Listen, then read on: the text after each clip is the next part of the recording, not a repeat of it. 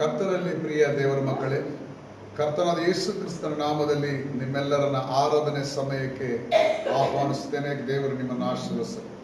கர்த்தரால் தெரிந்து கொள்ளப்பட்ட தேவ ஜனமே, தேவனின் கர்த்தா நியமித்தார் இந்த நாளை, இந்த ஓய்வு நாளின் ஆராதனைக்காக இந்த ஆன்லைன் மூலமாக தேவனை கனப்படுத்தும்படியாக உங்களை உங்கள் குடும்பங்களை இயேசு நாமத்தால் நான் வாழ்த்தி ఆరాధనకాக వరవేக்கிறேன்.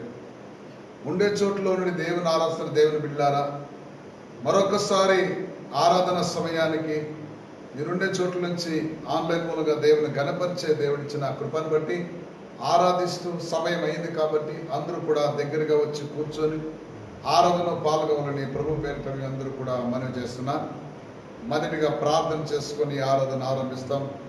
இருக்கிற இடங்களிலே கண்ணுகளை மூடி உள்ளத்தின் ஆழத்திலிருந்து கடந்து போன 4 மாதங்கள் எங்களுக்கு நல்லவராக இருந்தவரே, வல்லவராக இருந்தவரே, சுகம் தந்தவரே, பலம் தந்தவரே, ஆரோக்கியத்தையும் ஆயுஷ் நாட்களை கொடுத்தவரே, இந்த புதிய மாதத்தில் இந்த புதிய நாளிலும் கூட தேவாதி தேவனுடைய நாமத்தை கனப்படுத்தும்படியாக எனக்கு எங்களுக்கு கொடுத்த கிருபைக்காக நன்றி என்று சொல்லி ದೇವನೇ ಘನಪಡ್ತೋಮ್. ದೇವರೇ ಗತಿಸಿ ಹೋದ 4 ತಿಂಗಳ ಕಾಲ ನಮ್ಮನ್ನು ನಡೆಸಿ ಎಷ್ಟೋ ಶೋಧನೆ, ವೇದನೆ, ಬಾಧೆಗಳು, ಬಲಹೀನತೆಗಳು, ಅನಾರೋಗ್ಯಗಳು, ಅಪಾಯಗಳು, ಕೇಡು, ಗಂಡಾಂತರಗಳು, ಶತ್ರುನ ಕೈಗೆ ನಮ್ಮನ್ನು ತಪ್ಪಿಸಿ ರಕ್ಷಿಸಿ ನೀನು ಉಳಿಸಿ ಬೆಳೆಸಿದಂತ ಈ ಜೀವ, ಈ ಪ್ರಾಣ, ಈ ಬೆಳಗಿನ ಸಮಯದಲ್ಲಿ ನಿನ್ನ ಪರಿಶುದ್ಧವುಳ್ಳ ನಾಮವನ್ನ ನೀನು ಆಲಯದ ಮೂಲಕವಾಗಿ, ಆನ್ಲೈನ್ ಮೂಲಕವಾಗಿ, ಫೇಸ್ಬುಕ್, ವಾಟ್ಸಪ್ಗಳ ಮೂಲಕವಾಗಿ ನಿನ್ನ ಘನಪಡಿಸುವ ಎಲ್ಲರ ಮೇಲೂ ಕೂಡ ಪರಿಶುದ್ಧಾತ್ಮ ದೇವರು ಇಳಿದು ಬಂದು ನಮ್ಮನ್ನು ఆశీర్వదించಬೇಕಾಗಿ ಬೇಡಿಕೊಳ್ಳುತ್ತೇವೆ.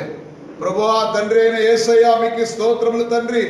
గతించిపోయిన 4 నెలలు కూడా మమ్మల్ని దీవించి ఆశీర్వదించి కష్టములోను, నష్టములోను, పల విధమైన శోధనలోను, బలహీనతల మధ్యలో కూడా ప్రభువా మమ్మల్ని ఎడబాయకుండా, నానా వదలకుండా జీవించిన రక్షకునికి, ఆశీర్వదించిన దేవునికి కోటాను కోటి స్తోత్రాలు చెప్పి ఆరాధిస్తూ ఈ నూతన నెలలో, ఈ నూతన దినము, ఈ పరిశుద్ధ దినములో మీ పరిశుద్ధ పాదాల సముఖములో వచ్చి మిమ్మల్ని ఆరాధించి ఘనపరిచే భాగ్యాన్ని దయపరిచిన దానికై అనుగ్రహించిన దాన్ని బట్టి మీకు ఈ స్తోత్రాలు చెల్లిస్తున్నాము తండ్రి. దేవా ఈ ఆరాధన మూలంగా మీరు ఆశీర్వదించండి నాయన. ఇంకెన్ని రోజులు నాయన మీ ప్రకారం మేము ఆరాధించాలో తెలియదు కాబట్టి త్వరలోనే ఒక విడుదల మాకు కలిగించండి. கூடி சீக்கிரத்தில் ஒரு விடுதலை, கூடி சீக்கிரத்தில் ஒரு முடிவை பரிசுத்த ஆவியானவர் எங்களுக்கு நீர் கட்டளிடும்படியாக ஜெபிக்கிறோம் ஆண்டவரே.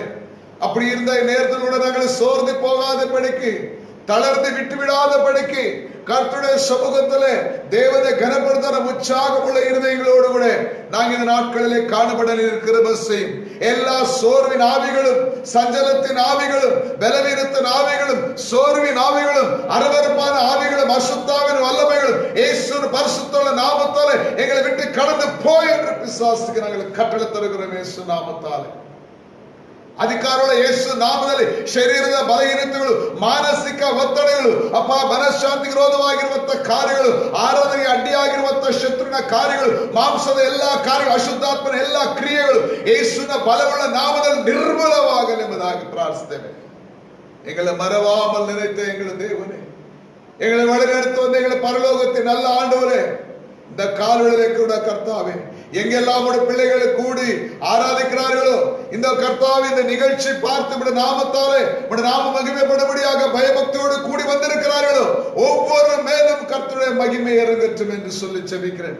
ಯಾವ ರೀತಿ ನಾವು ಸಭೆಗಳಲ್ಲಿ ಆರಾಧನೆ ಮಾಡುವಾಗ ಭಯಭಕ್ತಿ ನಾವು ಆರಾಧನೆ ಮಾಡ್ತಿದ್ದೆವೋ ಹಾಗೇನೆ ಈ ಆನ್ಲೈನ್ ಮೂಲಕವಾಗಿ ಕೂಡ ಆರಾಧನೆ ಪಾಲ್ಗೊಂಡಿರುವಂತ ಪ್ರತಿಯೊಬ್ಬ ದೇವರ ಮಗಳನ್ನು, ದೇವರ ಮಗನನ್ನು, ಚಿಕ್ಕವರಿಂದ ದೊಡ್ಡವರಿಗೆ ಎಲ್ಲ ಯವನಸ್ಥರನ್ನು ನೀನು ಆಶೀರ್ವದಿಸು. ಕುಟುಂಬವಾಗಿ ಭಯಭಕ್ತಿಯಿಂದ ಕೂಡಿರುವ ಈ ಸಮಯ ನಿನ್ನ ಮಹಿಮೆ ಇಳಿದು ಬರಲಿ ರಾಜ.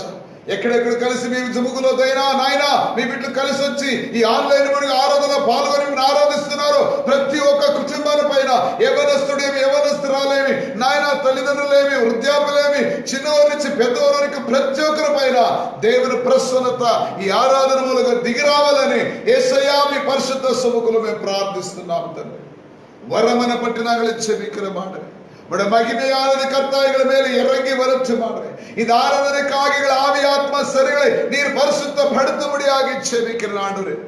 அப்பா எங்களுக்கு கர்த்தா நேசிக்கிறவரே, எங்களை வழிநடத்துகிறவரே, இந்த புதிய மாதத்தினுள்ள ஒரு புதிய காரியத்தை நீர் செய்வீர் என்று நாங்கள் விசுவாசிக்கிறோம் ஆண்டவரே. ಈ ಹೊಸ ತಿಂಗಳಲ್ಲಾದರೂ ನಮಗೊಂದು ಹೊಸ ಕಾರ್ಯ ಮಾಡ್ತೇವೆ ಅಂತ ನಿರೀಕ್ಷೆಯಿಂದ ಕರ್ತನ 5ನೇ ತಿಂಗಳಿನ ಈ ಮೊದಲನೇ ಆರಾಧನೆಯಲ್ಲಿ ನಾಮನ್ನು ಮಹಿಮೆಪಡಿಸುವರಾಗಿದ್ದೇವೆ. நீர் கிருபையாயிரும் ஆண்டவரே, ஆசீர்வாதமாயிரும் ஆண்டவரே. நன்றியோடு துதிக்கிறோமப்பா. மறவாமல் நினைத்தீரையா, மனதார நன்றி சொல்வே. இருக்கிற இடங்களிலே தேவனை பயபக்தியோடு கூட உங்கள் இல்லத்திலிருந்து ಹೃದಯಾಂತರಾಳದಿಂದ ಆರಾಧನೆಯಲ್ಲಿ ಪಾಲ್ಗೊಳ್ಳುತ್ತಾ ನನ್ನೊಂದಿಗೆ ನೀವು ಕೂಡ ದೇವರನ್ನ ಘನಪಡಿಸುವುದಕ್ಕೆ ನಿಮ್ಮ ಹೃದಯಗಳನ್ನ ಸಿದ್ಧಪಡಿಸಿಕೊಳ್ಳಿ. உங்கள் హృదయங்களை ఆయుధపడుతుకొள்వீர்களா? హృదయాలను తెరిచి నాయన మరవకుండా నిలిచిన మమ్మల్ని గుర్తు చేసుకున్న మా తండ్రిని ఉరుమైన తోడు దేవుని ఆరాధింపమ్మా. மறவாமல் நினைத்தீரையா, மனதார நன்றி சொல்வே. மறவாமல் நினைத்தீரையா, மனதார நன்றி சொல்வே. இரவும் பகலும் என்னை நினைத்து இதுவரை உதவினீரே. இரவும் பகலும் என்னை நினைத்து இதுவரை உதவினீரே. நன்றி நன்றி ஐயா, கோடி கோடி நன்றி ஐயா. நன்றி நன்றி ஐயா, கோடி கோடி நன்றி ஐயா. சொல்லுவோமா? எபினேசர் நீர்தானையா, இதுவரை நடத்தினீரே. எபினேசர் நீர்தானையா, இதுவரை நடத்தினீரே. எல்ரோகி எல்ரோகி என்னையுமே கண்டீரே. எப்படி நான் நன்றி சொல்வே. எல்ரோகி எல்ரோகி என்னையுமே கண்டீரே. எப்படி நான் நன்றி சொல்வே. நன்றி நன்றி ஐயா, கோடி கோடி நன்றி ஐயா. நன்றி நன்றி ஐயா, கோடி கோடி நன்றி ஐயா. பலவீன நேரங்களில் பலனை தந்தீரையா. எங்கள் பலவீன நேரங்களில் புது பலனை தந்தீரையா.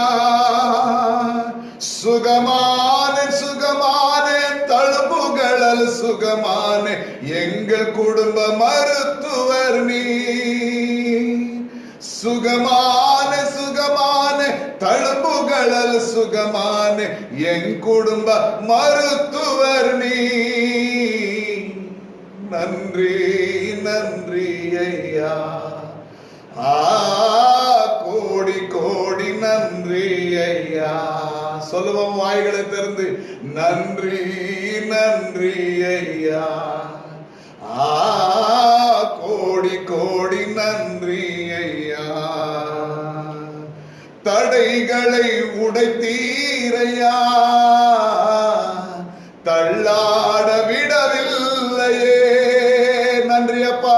தடைகளை உடைத்தீரையா, தள்ளாட விடவில்லையே. சோர்ந்து போன நேரமெல்லாம் தூக்கி என்னை சுமந்து வாக்கு தந்து தேற்றினீரே. சோர்ந்து போன நேரமெல்லாம் தூக்கி என்னை சுமந்து வாக்கு தந்து தேற்றினீரே. நன்றி நன்றி ஐயா, கோடி கோடி நன்றி ஐயா. நன்றி நன்றி ஐயா, கோடி கோடி நன்றி ஐயா. மறவாமல் நினைத்தீரையா, மனதார நன்றி சொல்வே. உள்ளத்தின் ஆழத்திலிருந்து பயபக்தியோடு கூட எங்களை மறவாமல் கர்த்தா, உலக மனிதன் கர்த்தா, உலகத்தில் இருக்கிற எந்த காரியம் மறந்தாலும் மறவாமல் நினைத்தவரே, மறவாமல் நினைத்தீரையா, மனதார நன்றி சொல்வே. மறவாமல் நினைத்தீரையா. நோவா பேழைக்குள் இருக்கும் போது 150 நாட்களான பிறகு நோவாவை நினைத்தவரே, இந்த கர்த்தாவின் இந்த லாக்டவுன் வேளையிலே அப்பா லாக் அடிக்கப்பட்ட எங்களை நீ நினைத்தருளும் ರಾಜா.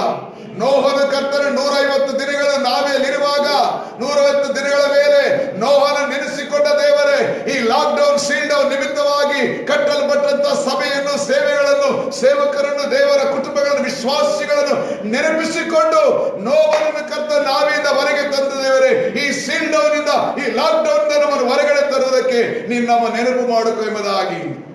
నోవాని నాయన 150 దినములు నా పరలో ఉన్న నోవాని గుర్తు చేసుకొని నాయన, జ్ఞాపకం చేసుకొని బయటికి తెచ్చిన దేవా, ఈ రోజుల్లో ఈ లాక్ డౌన్, సీల్ డౌన్ తండ్రి, ఈ కరోనా భయం నుంచి నీ బిడ్డని బయటికి తెచ్చి ఒక నూతన ఆకాశ భూమిలో నోహా వారి కుటుంబం ఆరాధించిన ప్రకారంగానే మేము ఆరాధించే అనుభవానికి మమ్మల్ని గుర్తు చేసుకో తండ్రి. దైవ செய்திகளை நினைவு கூறுமப்பா.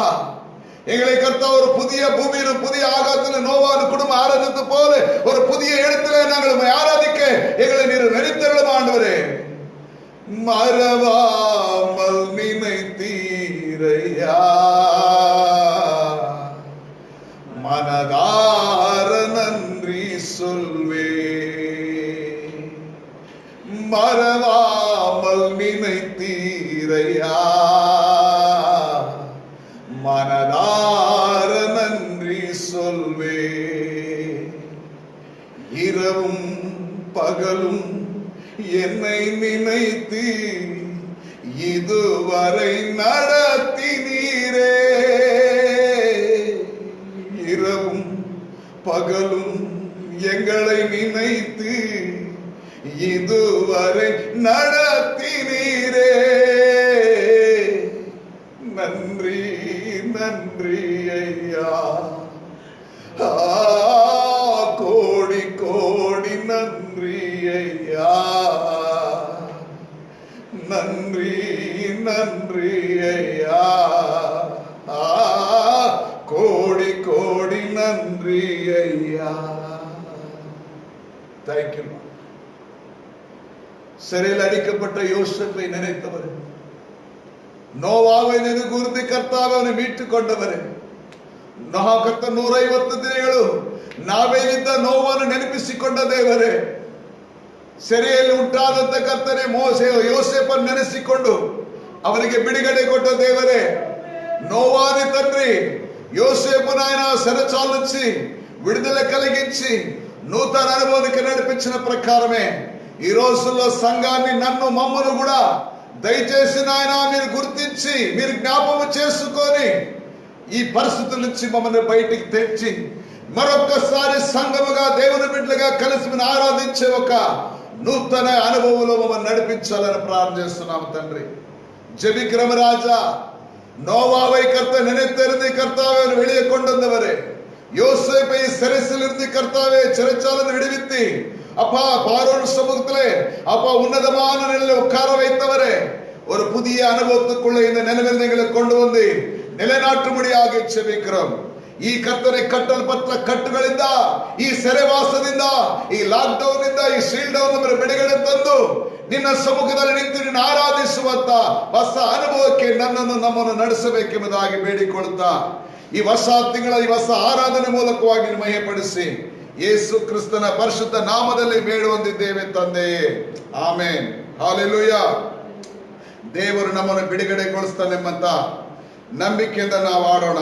ಏನೇ ಆಗಲಿ ಏನೇ ಸಂಭವಿಸಲಿ ಕರ್ತನ ಕೃಪೆ ನಮ್ಮೊಂದಿಗಿದೆ. ಈ ಲೋಕದಲ್ಲಿ ನಮ್ಮನ್ನು ಎದುರಿಸುವಂತ ಯಾವ ಶಕ್ತಿಗೂ ನಮ್ಮ ಆರಾಧನೆಯನ್ನ அட்டி ಮಾಡಲು சாத்தியமில்ல. இந்த உலகத்தில் எந்த சக்தியும் கூட எந்த ஒரு காரியம் கூட நம்ம தேவனுடைய அன்பிலிருந்து நம்மை பிரிக்க முடியாது, பிரிக்க கூடாது என்றதான விசுவாசத்தோடு கூட இந்த நாட்களில் நம்ம ಆರಾಧನೆ கடந்து போவோம்.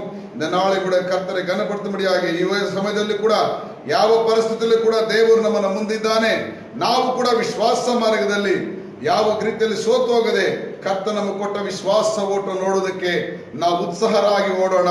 ಈ ಹಾಡಿನ ಮೂಲಕವಾಗಿ ದೇವರನ್ನ ಮಹಿಮೆಪಡಿಸೋಣ. ಎಂತ ಒಂದು ಹಾಡಂದ್ರೆ ದೇವರ ಸಮ್ಮುಖದಲ್ಲಿ ವಿಶ್ವಾಸನ ಬಲಪಡಿಸುವಂತ ಒಂದು ಹಾಡಾಗಿದೆ. நம்ம விசுவாசத்தை உறுதிப்படுத்துகிறதான ஒரு கன்னட பாடலை பாடுவோம். మీకు భాష అర్థం కాకపోతే కూడా కష్టంలో ప్రయాసంలో దేవుని సముఖంలో ముందుకెళ్ళట్లా ఒక భాషని పాటలో దేవుని పాడుతూ దేవుని ఘనపరుస్తాం. ಮುಂದೆ ಹೋಗುವೆನು ನನ್ನ ಯೇಸುವಿನೊಂದಿಗೆ, ಹಿಂದೆ ನೋಡದೆ ಹೋಗುವೆನು ಆ ಗುರಿ ಮುಟ್ಟುವ ತನಕ, ಹಿಂದೆ ನೋಡದೆ ಹೋಗುವೆನು ಆ ಗುರಿ ಮುಟ್ಟುವ ತನಕ. ಹಿಂಸೆ ಸಂಕಟ ಬಂದಾಗ್ಯೂ ಸಂತೋಷದಿ ಹೋಗುವೆನು, ಹಿಂಸೆ ಸಂಕಟ ಬಂದಾಗ್ಯೂ ಸಂತೋಷದಿ ಹೋಗುವೆನು, ನನ್ನ ಶಿಲುಬೆಯನ್ನು ನದುಗೋಗುವೆನು ಆ ಗುರಿ ಮುಟ್ಟುವ ತನಕ, ನನ್ನ ಶಿಲುಬೆಯನ್ನು ಹೊತ್ತು ಹೋಗುವೆನು ಆ ಗುರಿ ಮುಟ್ಟುವ ತನಕ.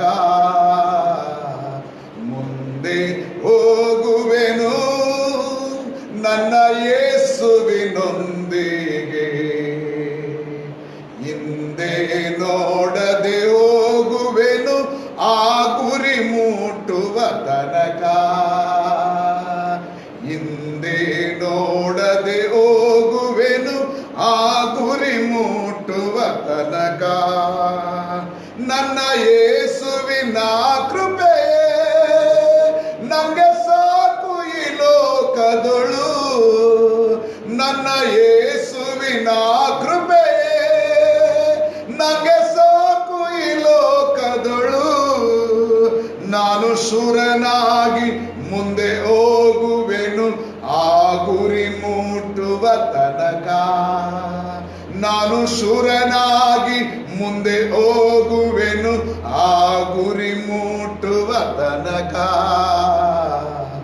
ಮುಂದೆ ಹೋಗುವೆನು ನನ್ನ ಯೇಸುವಿನೊಂದಿಗೆ, ಹಿಂದೆ ನೋಡದೆ ಹೋಗುವೆನು ಆ ಗುರಿ ಮುಟ್ಟುವ ತನಕ,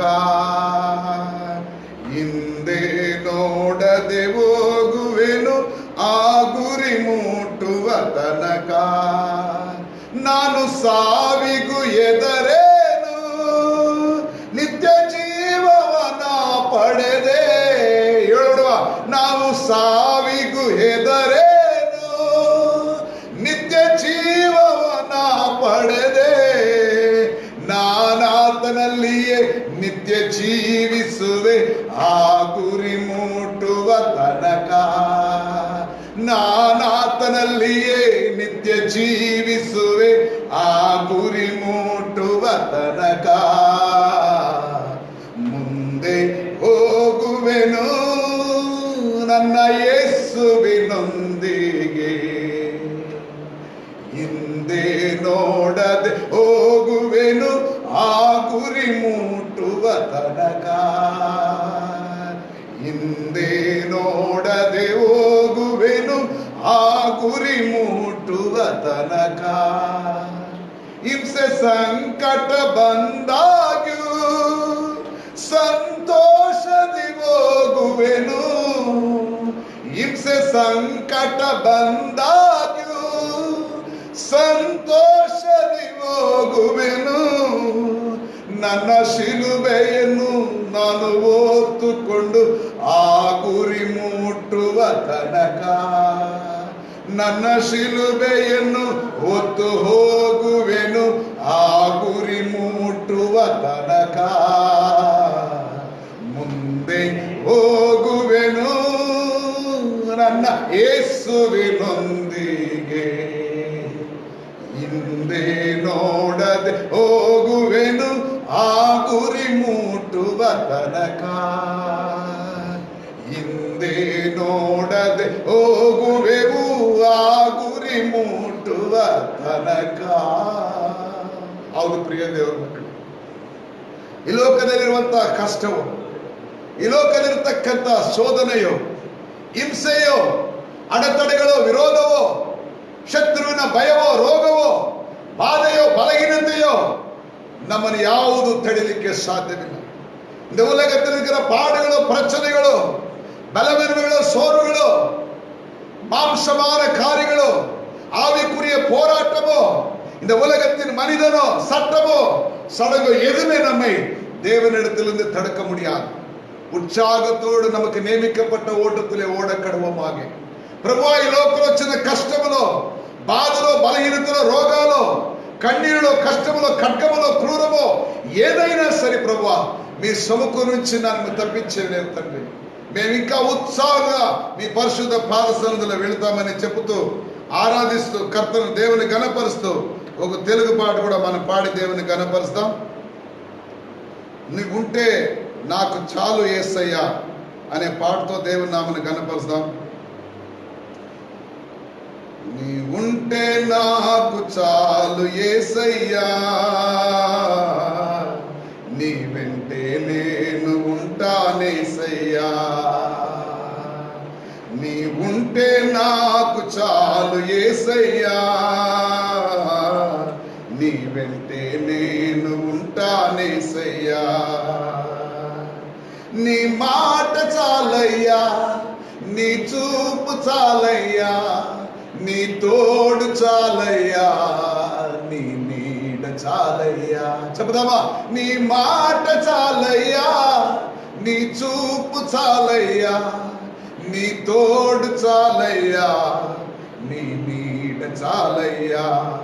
నీ ఉంటే నాకు చాలు యేసయ్యా, నీ వెంటే నేను ఉంటానేసయ్యా. యేసయ్యా, నీ ఉంటే నాకు చాలు యేసయ్యా, నీ వెంటే నేను ఉంటానేసయ్యా. ఎన్ని బాధలున్నను,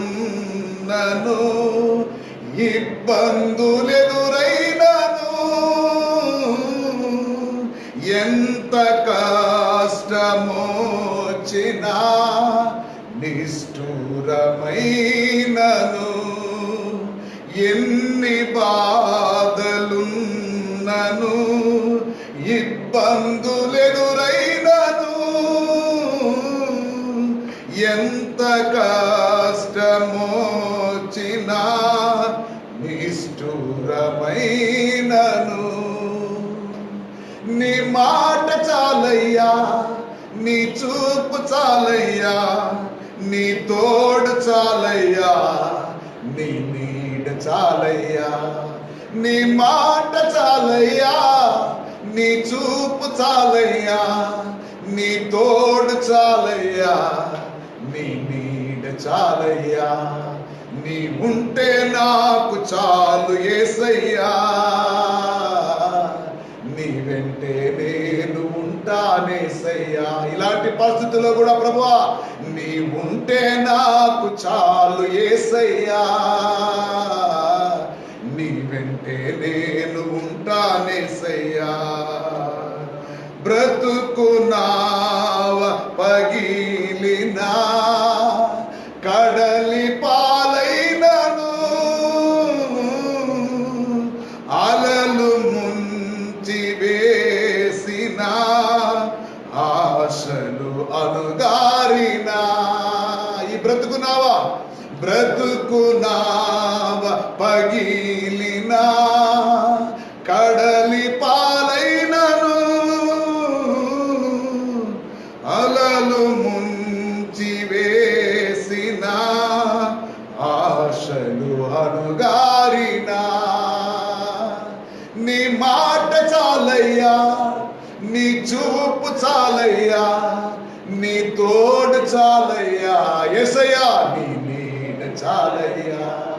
నీ మాట చాలయ్యా, నీ చూపు చాలయ్యా, నీ తోడు చాలయ్యా, నీ నీడ చాలయ్యా.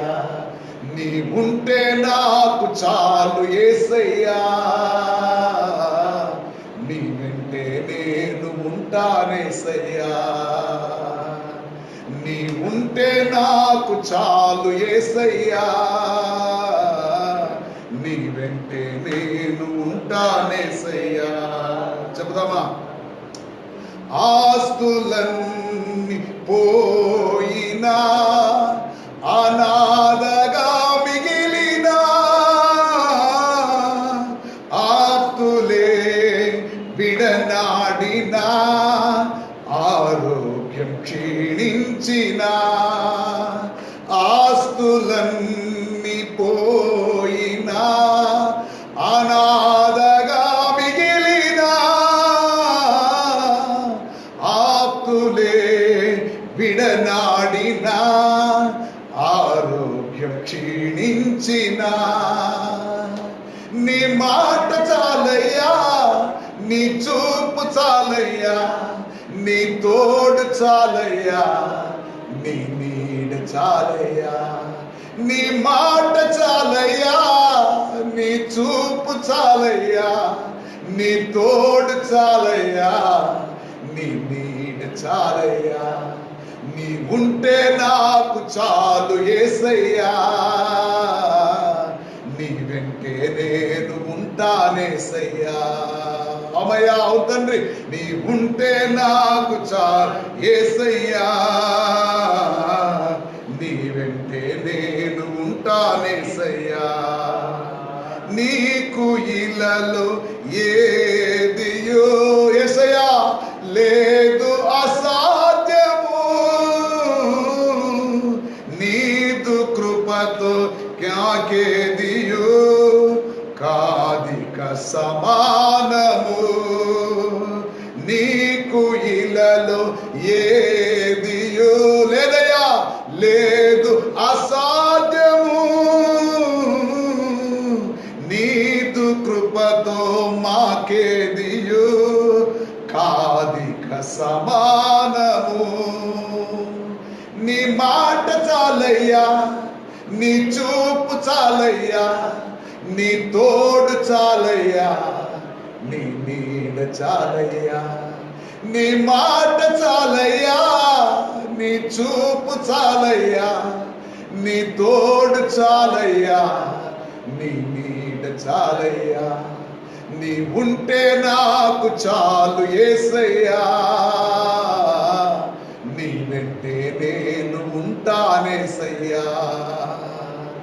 నీ ఉంటే నాకు చాలు యేసయ్యా, నీ వెంటే నేను ఉంటానేసయ్యా. ప్రభువా, ఈ లోకములో ఈ పరిస్థితుల్లో, ఈ భూలోక యాత్రలో, ఈ ఆత్మిక ప్రయాణములో, ఈ ఆత్మిక పోరాటములో, ఇప్పుడు వచ్చిన ఈ పరిస్థితుల్లో కూడా నీ చూపు చాలయ్యా, నీ తోడు చాలయ్యా, నీ నీడు ఒకటింటే మాకు చాలు తండ్రి. మేము బ్రతుకుతున్నాం ఈ లోకంలో నాయన. మీ కృప లేని ఎడల ఇహలోన ఏ ప్రాణి నిలవలేదని செலவிச்சின తండ్రి. உம்முடைய கிருபை இல்லாவிட்டால் இந்த உலகத்துல எந்த ஒரு பிராணி, எந்த ஒரு மனுஷனும் வாழ முடியாத ஆண்டவரே. நாங்கள் நிற்பதும் நிர்மூலமாகாது இருப்பதும் உம்முடைய சித்த கிருபை ஆண்டவரே. உம்முடைய கிருபையினால் நாங்கள் நிலை நிற்கிறோம் ராஜா. உம்முடைய கிருபையே எங்களை வாழ வைக்குது ಆಂಡವರೇ. ತಂದೆಯೇ, ನಿನ್ನ ಕೃಪೆಯಿಲ್ಲದ ಹೋದರೆ ಇಷ್ಟರಲ್ಲಿ ನಾವು ಸಮಾಧಿಯಲ್ಲಿರಬೇಕಾಗಿತ್ತು ಕರ್ತನೆ. ಈ ದಿನದವರೆಗೂ ಈ ಸಮಯದಲ್ಲೂ ನಾವು ಬದುಕಿರುವುದು, ನಾವು ಜೀವಿಸಿರುವುದು ಕೇವಲ ನಿನ್ನ ದಯೆ, ನಿನ್ನ ಕೃಪೆ ಕಟಾಕ್ಷಗಳು ಮಾತ್ರವೇ ಸ್ವಾಮಿ. ಅಪ್ಪ, ಮನುಷ್ಯನು ರೊಟ್ಟಿ ತಿಂದ ಮಾತ್ರದಲ್ಲ, ದೇವರ ಬಾಯಿಂದ ಹೊರಡುವ ಪ್ರತಿಯೊಂದು ಮಾತ್ರದಲ್ಲೂ ಬದುಕಿದ್ದಾನೆಂಬುದಾಗಿ ನಿನ್ನ ವೇದ ವಾಕ್ಯಗಳ ಪ್ರಕಾರವಾಗಿ ಗತಿಸಿ ಹೋದ 4 ತಿಂಗಳು ಮುಗಿಸಿ ಈ 5ನೇ ತಿಂಗಳ ಈ ಮೊದಲನೇ ವಾರದಲ್ಲಿ ಕೂಡ ನಾವು ಜೀವಿಸ್ತಾ ಇರೋ ದಯೆ, ನಿನ್ನ ಕೃಪೆ ಸ್ವಾಮಿ. ಈ ಲೋಕಕ್ಕೆ ಉಂಟಾದ ನಾಶನ, ಜನರಿಗೆ ಬಂದಂತ ಶೋಧನೆ, ಜನರಿಗೆ ಬಂದಾದ ಸಂಕಷ್ಟ ನಮಗೆ ಬರಗೊಳಿಸದೆ ಹಗಲಿರುಳು ನಮ್ಮನ್ನು ಕಾಯುವ ಕಣ್ಗುಡ್ಡೆಯಾಗಿರುವ ದೇವಕುಮಾರನೇ ನಿನಗೆ ಸ್ತೋತ್ರ ಸ್ವಾಮಿ.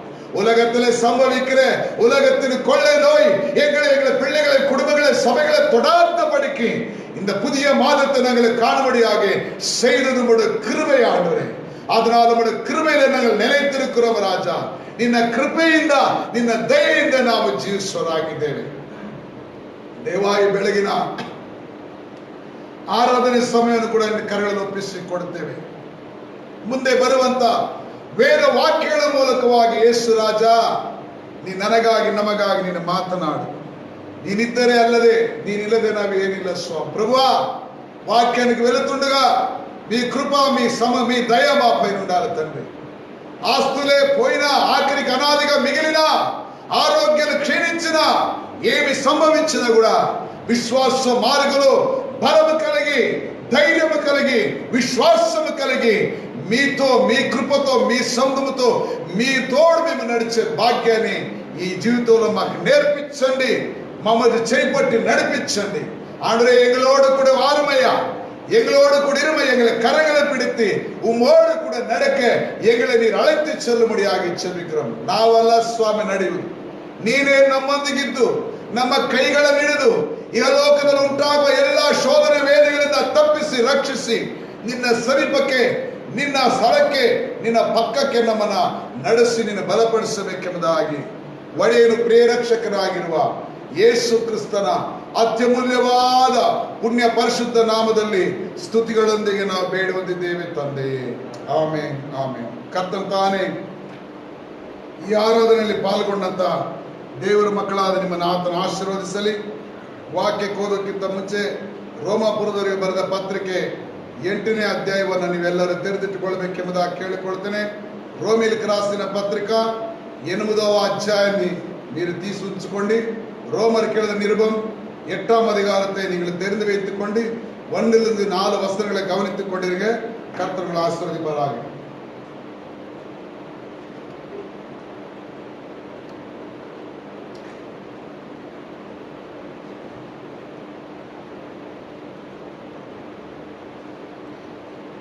ಇದುವರೆಗೂ ಹಾಡುಗಳ ಮೂಲಕವಾಗಿ ನಾವು ದೇವರನ್ನ ಘನಪಡಿಸಿದೆವು. ಆರಾಧನೆ ಮೂಲಕವಾಗಿ ದೇವರನ್ನ ಮಹಿಮೆಪಡಿಸಿದೆವು. ಈಗ ವಾಕ್ಯದ ಮೂಲಕವಾಗಿ ನಾವು ದೇವರ ನಾಮನ ಮಹಿಮೆ ಪಡಿಸೋಣ, ಕೇಳೋಣ. ನಿಮ್ಮ ಗಮನವನ್ನ ಆ ಕಡೆ ಈ ಕಡೆ ಬಿಡದೆ ಎಲ್ಲರೂ ಕೂಡ ಭಯಭಕ್ತಿಯಿಂದ ಆರಾಧನೆಯಲ್ಲಿ ಪಾಲ್ಗೊಳ್ಳಬೇಕೆಂಬುದಾಗಿ மற்றதாவர்த்தி ನಿಮ್ಮನ್ನ தேவர நாமத்தில் விண்ணப்பிಸಿಕೊಳ್ಳುತ್ತೇನೆ. வசனத்துக்கு நேராக நாம் கடந்து போகிறோம். உங்களுடைய கவனத்தை அங்கேயும் செதுவிடாதபடிக்கு இருந்த இடத்திலிருந்தே பயபக்தியோட தேவனுடைய வசனத்தை கேட்கும்படியாக உங்களை நான் தேவன் சமூகத்திலே ఉత్సాహపడుతుகிறேன். దయచేసి మీరందరూ కూడా నండి రెఫరెన్స్ మరొకసారి మీకు చెప్పాలంటే చెప్తాను. దయచేసి వాక్యాలు మర్చిపోకండి. వీలైనంత వరకు రాసి పెట్టుకోండి. కుదరలేదంటే మరొకసారి ఈ కార్యక్రమం వీక్షించండి. அப்படி మీకు வாக்கியம் அர்த்தம். ஒரு வாட்டி நமக்கு ஒருவேளை ஆராதனை புரியாவிட்டால் உங்க மொபைல்ஸ் உங்க குடும்பத்தில் இருக்கும். அடிக்கடிக்கு இதை பார்த்து வசனங்களை நீங்கள் பெற்றுக்கொள்ளும்படியாக கேட்டுக்கொள்கிறேன். இப்பொழுது வாசிக்கப்பட்ட இந்த வேத வசனத்தை நான் கன்னடாவில் ஒருக்காக வாசிக்கிறேன். ರೋಮರ ಪತ್ರಿಕೆ ರೋಮಪುರದವರೆಗೆ 8ನೇ ಅಧ್ಯಾಯ 1ರಿಂದ 4 ವಾಕ್ಯಗಳು ನೀವು ಓದಿದ್ರಿ ಎಂಬುದಾಗಿ ತಿಳ್ಕೊಳ್ತೇನೆ. ಏನದು ತಿಳಿಸಿದೆ ಎಂಬುದಾಗಿ ನಾನು ಸತ್ತು ಓದ್ತೇನೆ. ಆದ್ದರಿಂದ ಕ್ರಿಸ್ತ ಯೇಸು ಇರುವವರಿಗೆ ಅಪರಾಧ ನಿರ್ಣಯವು ಈಗ ಇಲ್ಲವೇ ಇಲ್ಲ. ಯಾಕೆಂದರೆ ಜೀವವನ್ನುಂಟು ಮಾಡುವ ಪವಿತ್ರಾತ್ಮನಿಂದಾದ ನಿಯಮವು ನಿಮ್ಮನ್ನು ಪಾಪ ಮರಣಗಳಿಂದ ಕಾರಣವಾಗಿ ನಿಯಮದಿಂದ ಕ್ರಿಸ್ತ ಯೇಸುವಿನ ಮೂಲಕ ಬಿಡಿಸಿತು. ಧರ್ಮಶಾಸ್ತ್ರವು ನಮ್ಮ ಶರೀರಾಧೀನ ಸ್ವಭಾವದ ನಿಮಿತ್ತ ನಿರ್ಬಲವಾಗಿ ಯಾವ ಕೆಲಸವನ್ನು ಮಾಡಲಾರದೆ ಇತ್ತೋ ಅದನ್ನು ದೇವರೇ ಮಾಡಿದನು. ಏನೆಂದರೆ ಆತನು ಪಾಪ ನಿವಾರಣೆಗಾಗಿ ತನ್ನ ಮಗನನ್ನು ಪಾಪಾಧೀನರಾದ ನರ ರೂಪದಲ್ಲಿ ಕಳಿಸಿಕೊಟ್ಟು ನರಭಾವದಲ್ಲಿಯೇ ಪಾಪಕ್ಕೆ ಮರಣದಂಡನೆಯನ್ನು ವಿಧಿಸಿದನು. ಹೀಗಿರಲು ಶರೀರ ಭಾವಕ್ಕೆ ಅನುಸಾರವಾಗಿ ನಡೆಯದೆ ಪವಿತ್ರಾತ್ಮನನುಸಾರವಾಗಿ ನಡೆಯುವುದಾದರೆ ನಮ್ಮಲ್ಲಿ ಧರ್ಮಶಾಸ್ತ್ರ ನಿಯಮ ನೆರವೇರುವುದಕ್ಕೆ ಮಾರ್ಗವಾಯಿತೆಂಬುದಾಗಿ ಈ ಬೆಳಗಿನ ವೇಳೆಯಲ್ಲಿ ಕ್ರಿಸ್ತನು ನಮಗೆ ಮಾಡಿದ 6 ಹೊಸ ಆಶೀರ್ವಾದಗಳು, ನಿಯಮಗಳು, ಒಂದು ಕ್ರಿಸ್ತನಿಗಾಗಿ ನಾವು ಮಾಡುವಂತ ಹೊಸ ನಿರ್ಣಯ. ரோமர் 8ஆம் அதிகாரம் முழுதுமாக இன்னைக்கு நம்ம தியானிக்க போகிறோம். ஃப்ரீயாக சமயம் நேரம் எடுத்துக்கொண்டு என்னோடு கூட எங்களை வேதத்தை வாசிக்கும் என்று சொன்னார். இந்த 8ஆம் அதிகாரத்தில் 6 காரியங்கள் தேவன் நமக்காக செய்திருக்கிறார். இப்படியும் சொல்லலாம், 6 புதிதான காரியங்கள் தேவன் நமக்காக செய்திருக்கிறார். 7வது நாம் தேவனுக்கு ஒரு காரியத்தை புதிதாக செய்ய போகிறோம். இது நீங்கள் மனதில் வைத்துக் கொள்ள வேண்டும். రోమిలికి రాసిన పత్రిక 8వ అధ్యాయాన్ని ఈరోజు మనం పూర్ణంగా ధ్యానిస్తాం. దాంట్లో దేవుని కోసమై సంఘము లేక దేవుని బిడ్డలు 6 విధమైన నూతన కార్యముల్ని చేయబోతాం. లేదా దేవుడు మనకి 6 కార్యముల్ని ఆయన చేశారు.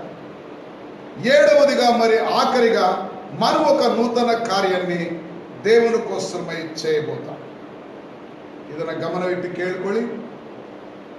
ರೋಮರಿಗೆ ಬರೆದ ಪತ್ರಿಕೆ 8ನೇ ಅಧ್ಯಾಯ ಪೂರ್ಣವಾಗಿ ನಾವು ಧ್ಯಾನಿಸ್ತೇವೆ. ನಾನು ಹೇಳುವಾಗ ಮಾತ್ರ ನೀವು ವೇದವನ್ನು ಓದಬೇಕು.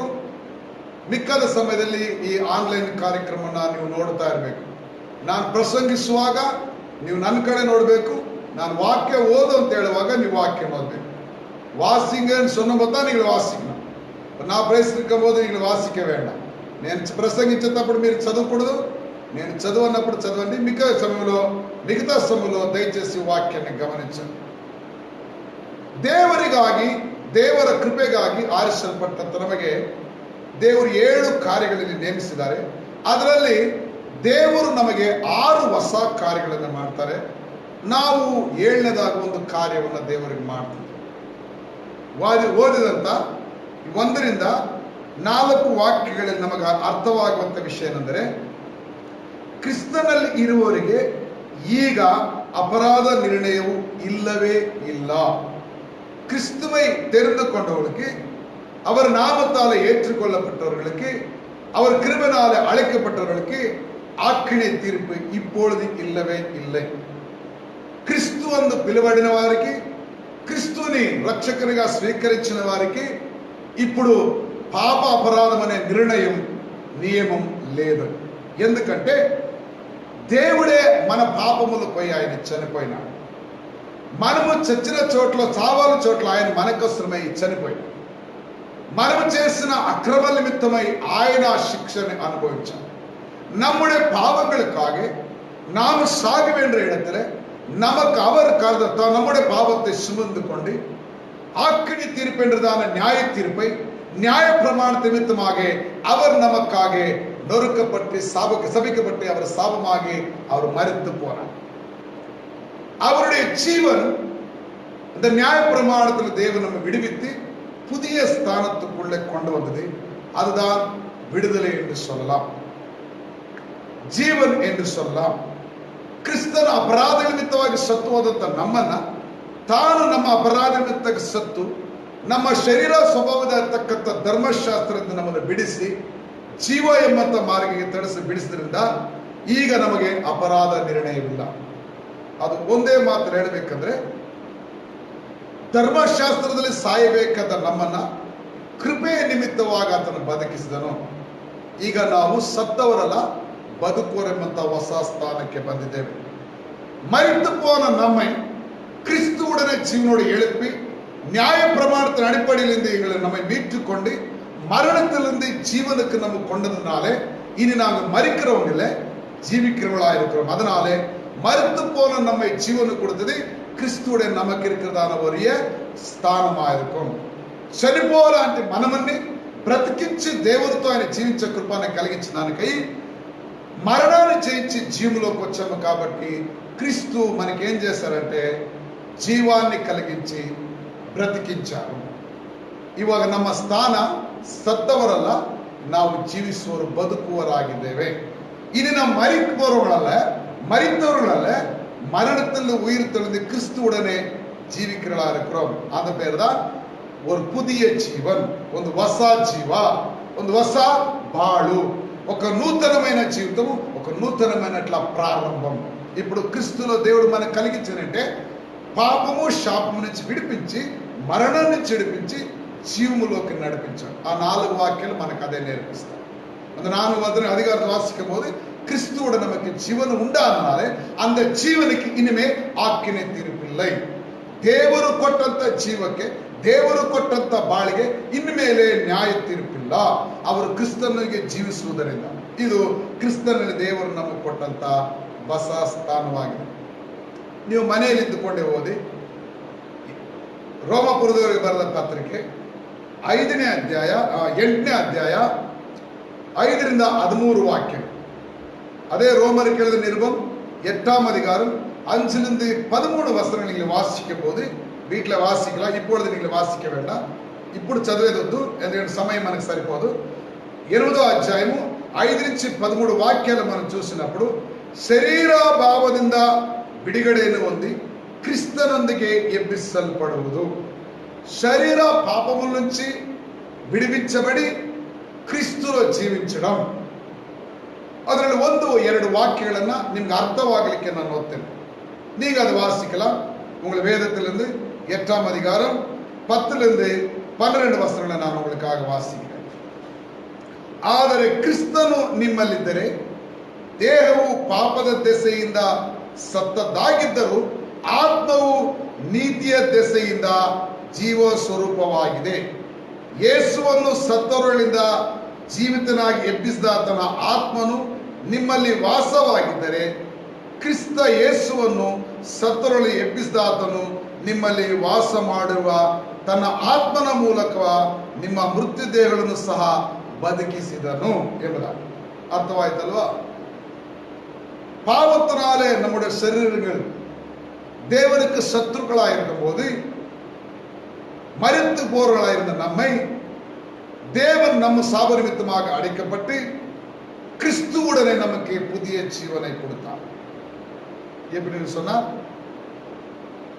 சாவுக்கேதுவான சரீரங்களிலிருந்து சாவே இல்லாதான கிறிஸ்துவுடைய ஜீவனை பெற்றுக் கொள்ளும்படியாக பரலோகத்தின் பிதாவின் சமூகத்தில் நம்மை தேவன் நிறுத்த போகிறார். அப்பொழுது சரீரமான பாவத்துக்கு நாம் இனிமே அடிமை இல்லை, கிறிஸ்துவுக்கு நாம் அடிமைகளா இருக்கிறோம். அவர் தேவனுடைய சமூகத்தில் நம்ம ஒரு நாள் கொண்டு போய் நிறுத்துவார். இதோ ஆண்டவரே, என் ரத்தத்தை கொண்டு, என் மரணத்தை கொண்டு, என் ஜீவனை கொடுத்து நான் சம்பாதித்தான இந்த பிள்ளைகள், என்னாலே மீட்கப்பட்ட இந்த ஜனம் என்று சொல்லி பரலோகத்தில் நம்மை நிறுத்த போகிறார். விருந்தாளிகளாக ನಮ್ಮನ್ನು ವಿಶೇಷ ಅತಿಥಿಗಳನ್ನಾಗಿ ದೇವರು ನಿಲ್ಲಿಸುವುದಾಗಿ, ದೇವರೇ ನನ್ನ ಶರೀರದಿಂದಲೂ ನನ್ನ ರಕ್ತದಲ್ಲೂ ನನ್ನ ಮರಣದಿಂದಲೂ ನನ್ನ ಜೀವನದಲ್ಲೂ ಈ ಸಂಘವನ್ನು, ಈ ಸಭೆಯನ್ನು, ನಾನು ಈ ಜನರನ್ನ ನಾನು ರಕ್ಷಿಸಿದ್ದೇನೆ. ಇನ್ನು ಅವರು ಸಾವಿಗೆ ಕಾರಣರಲ್ಲ, ಇನ್ನು ಅವರ ಶಾರೀರಿಕ ಅಧೀನರಲ್ಲ, ಅವರ ಆತ್ಮಕ್ಕೆ ಅಧೀನರಾಗಿದ್ದಾರೆ. పరిశుద్ధాత్మ దేవునికి వదిలే కానీ శరీరాభావానికి వదిలి కాలేదు కాబట్టి వాళ్ళని రక్షించాను. ఇదిగో వీళ్ళు నూతనమైన పరలోకానికి అతిథులు అని చెప్పి దేవుడు మనని అక్కడ నిలబెట్టారు. இந்த தேவன் நமக்கு என்ன ஸ்தானத்தை கொடுத்திருக்கார்? 2வது அப்படின்னு சொன்னா, அவரோடு கூட விருந்தாளிகள். பரலோகத்துக்கு அவர் போகும்போது அவர் தனிமையாக போக மாட்டார். அவரை மீட்டுக் கொண்டு அவரால் ரட்சிக்கப்பட்ட நம்மையும் பிதாவின் இடத்துல நிறுத்தி சொல்லுவார், இதோ என்னோடு கூட மீட்கப்பட்ட இந்த கூட்டம் என்று சொல். இப்பொழுது 2வதாக தேவன் நமக்கு என்ன செய்திருக்கிறார்? நம்மை தேவன் சமூகத்தில் விசேஷமான விருந்தாளிகளாக, மீட்கப்பட்டவர்களாக, ರಕ್ಷಿக்கப்பಟ್ಟವர்களாக ದೇವರು ನಮ್ಮ ನಿಲ್ಲಿರ್ತಿರ್ತಾರೆ. ಯಾರೆಲ್ಲ ಅತಿಥಿಗಳು ಅಂತ ಹೇಳಿದ್ರೆ, ಈ ಶರೀರಾಭಾವದಿಂದ ಬಿಡುಗಡೆ ಹೊಂದಿ ಕ್ರಿಸ್ತನಿಗೆ ಎಬ್ಬಿಸಲ್ಪಟ್ಟವರು ಆತನಿಗೆ ಅತಿಥಿಗಳು, ಹೊಸ ಅತಿಥಿಗಳಾಗಿದ್ದೇವೆ. ಇನ್ನು 11ನೇ ವಾಕ್ಯದಲ್ಲಿರುವಾಗ, ನಿಮ್ಮಲ್ಲಿ ವಾಸವಾಗಿರುವ ಆತನ ಆತ್ಮನ ಮೂಲಕ ನಿಮ್ಮ ಮೃತ್ಯ ದೇಹಗಳನ್ನು ಸಹ ಆತನು ಬದುಕಿಸಿದನು. சிம்பிளா ஒன்ன சொன்னா, మరిத்த நம்மை ఉయిర్ మీట్క చేయరా, చనిపోయిన మనమని దేవుడు బ్రతికించాడు. అంటే అది నూతన జీవితమే కదా, నూతన కార్యమే కదా. கிறிஸ்துவே ஒருவேளை நம்முடைய வாழ்க்கை இல்லாவிட்டா நாம் மரித்து போயிருக்கோம். கிறிஸ்து நமக்குள்ள வந்ததுனாலே நாம் ஜீவனோடு இருக்கிறோம். ಯಾವ ಜೀವ ಇರುತ್ತೆ, ಎದು எப்பேற்பட்ட வாழ்க்கைன்னு சொன்னா, ஆவிக்குரிய வாழ்க்கையில மறுத்திருக்கிறோம், ஆவிக்குரிய பாவத்துல நம்ம மறுத்திருக்கிறோம். சரீர பிரகாரமான வாழ்க்கையில மறுத்திருக்கிறோம். பரிசுத்த ஆவியானவர் கொடுத்த வாழ்க்கையில வாழ்ந்திருக்கிறோம். ಎರಡನೇ ಮರಣದಿಂದ ನಾವು ಪಾರಾಗಿ மறுக்க வேண்டுறா நம்மை தேவன் ஜீவனோடு வைத்திருக்கிறார் அப்படின்னு சொன்னா அது கிறிஸ்து கொடுத்த இரண்டாவது வாழ்க்கை. ಎರಡನೇ అవకాశం, రెండో అవకాశం.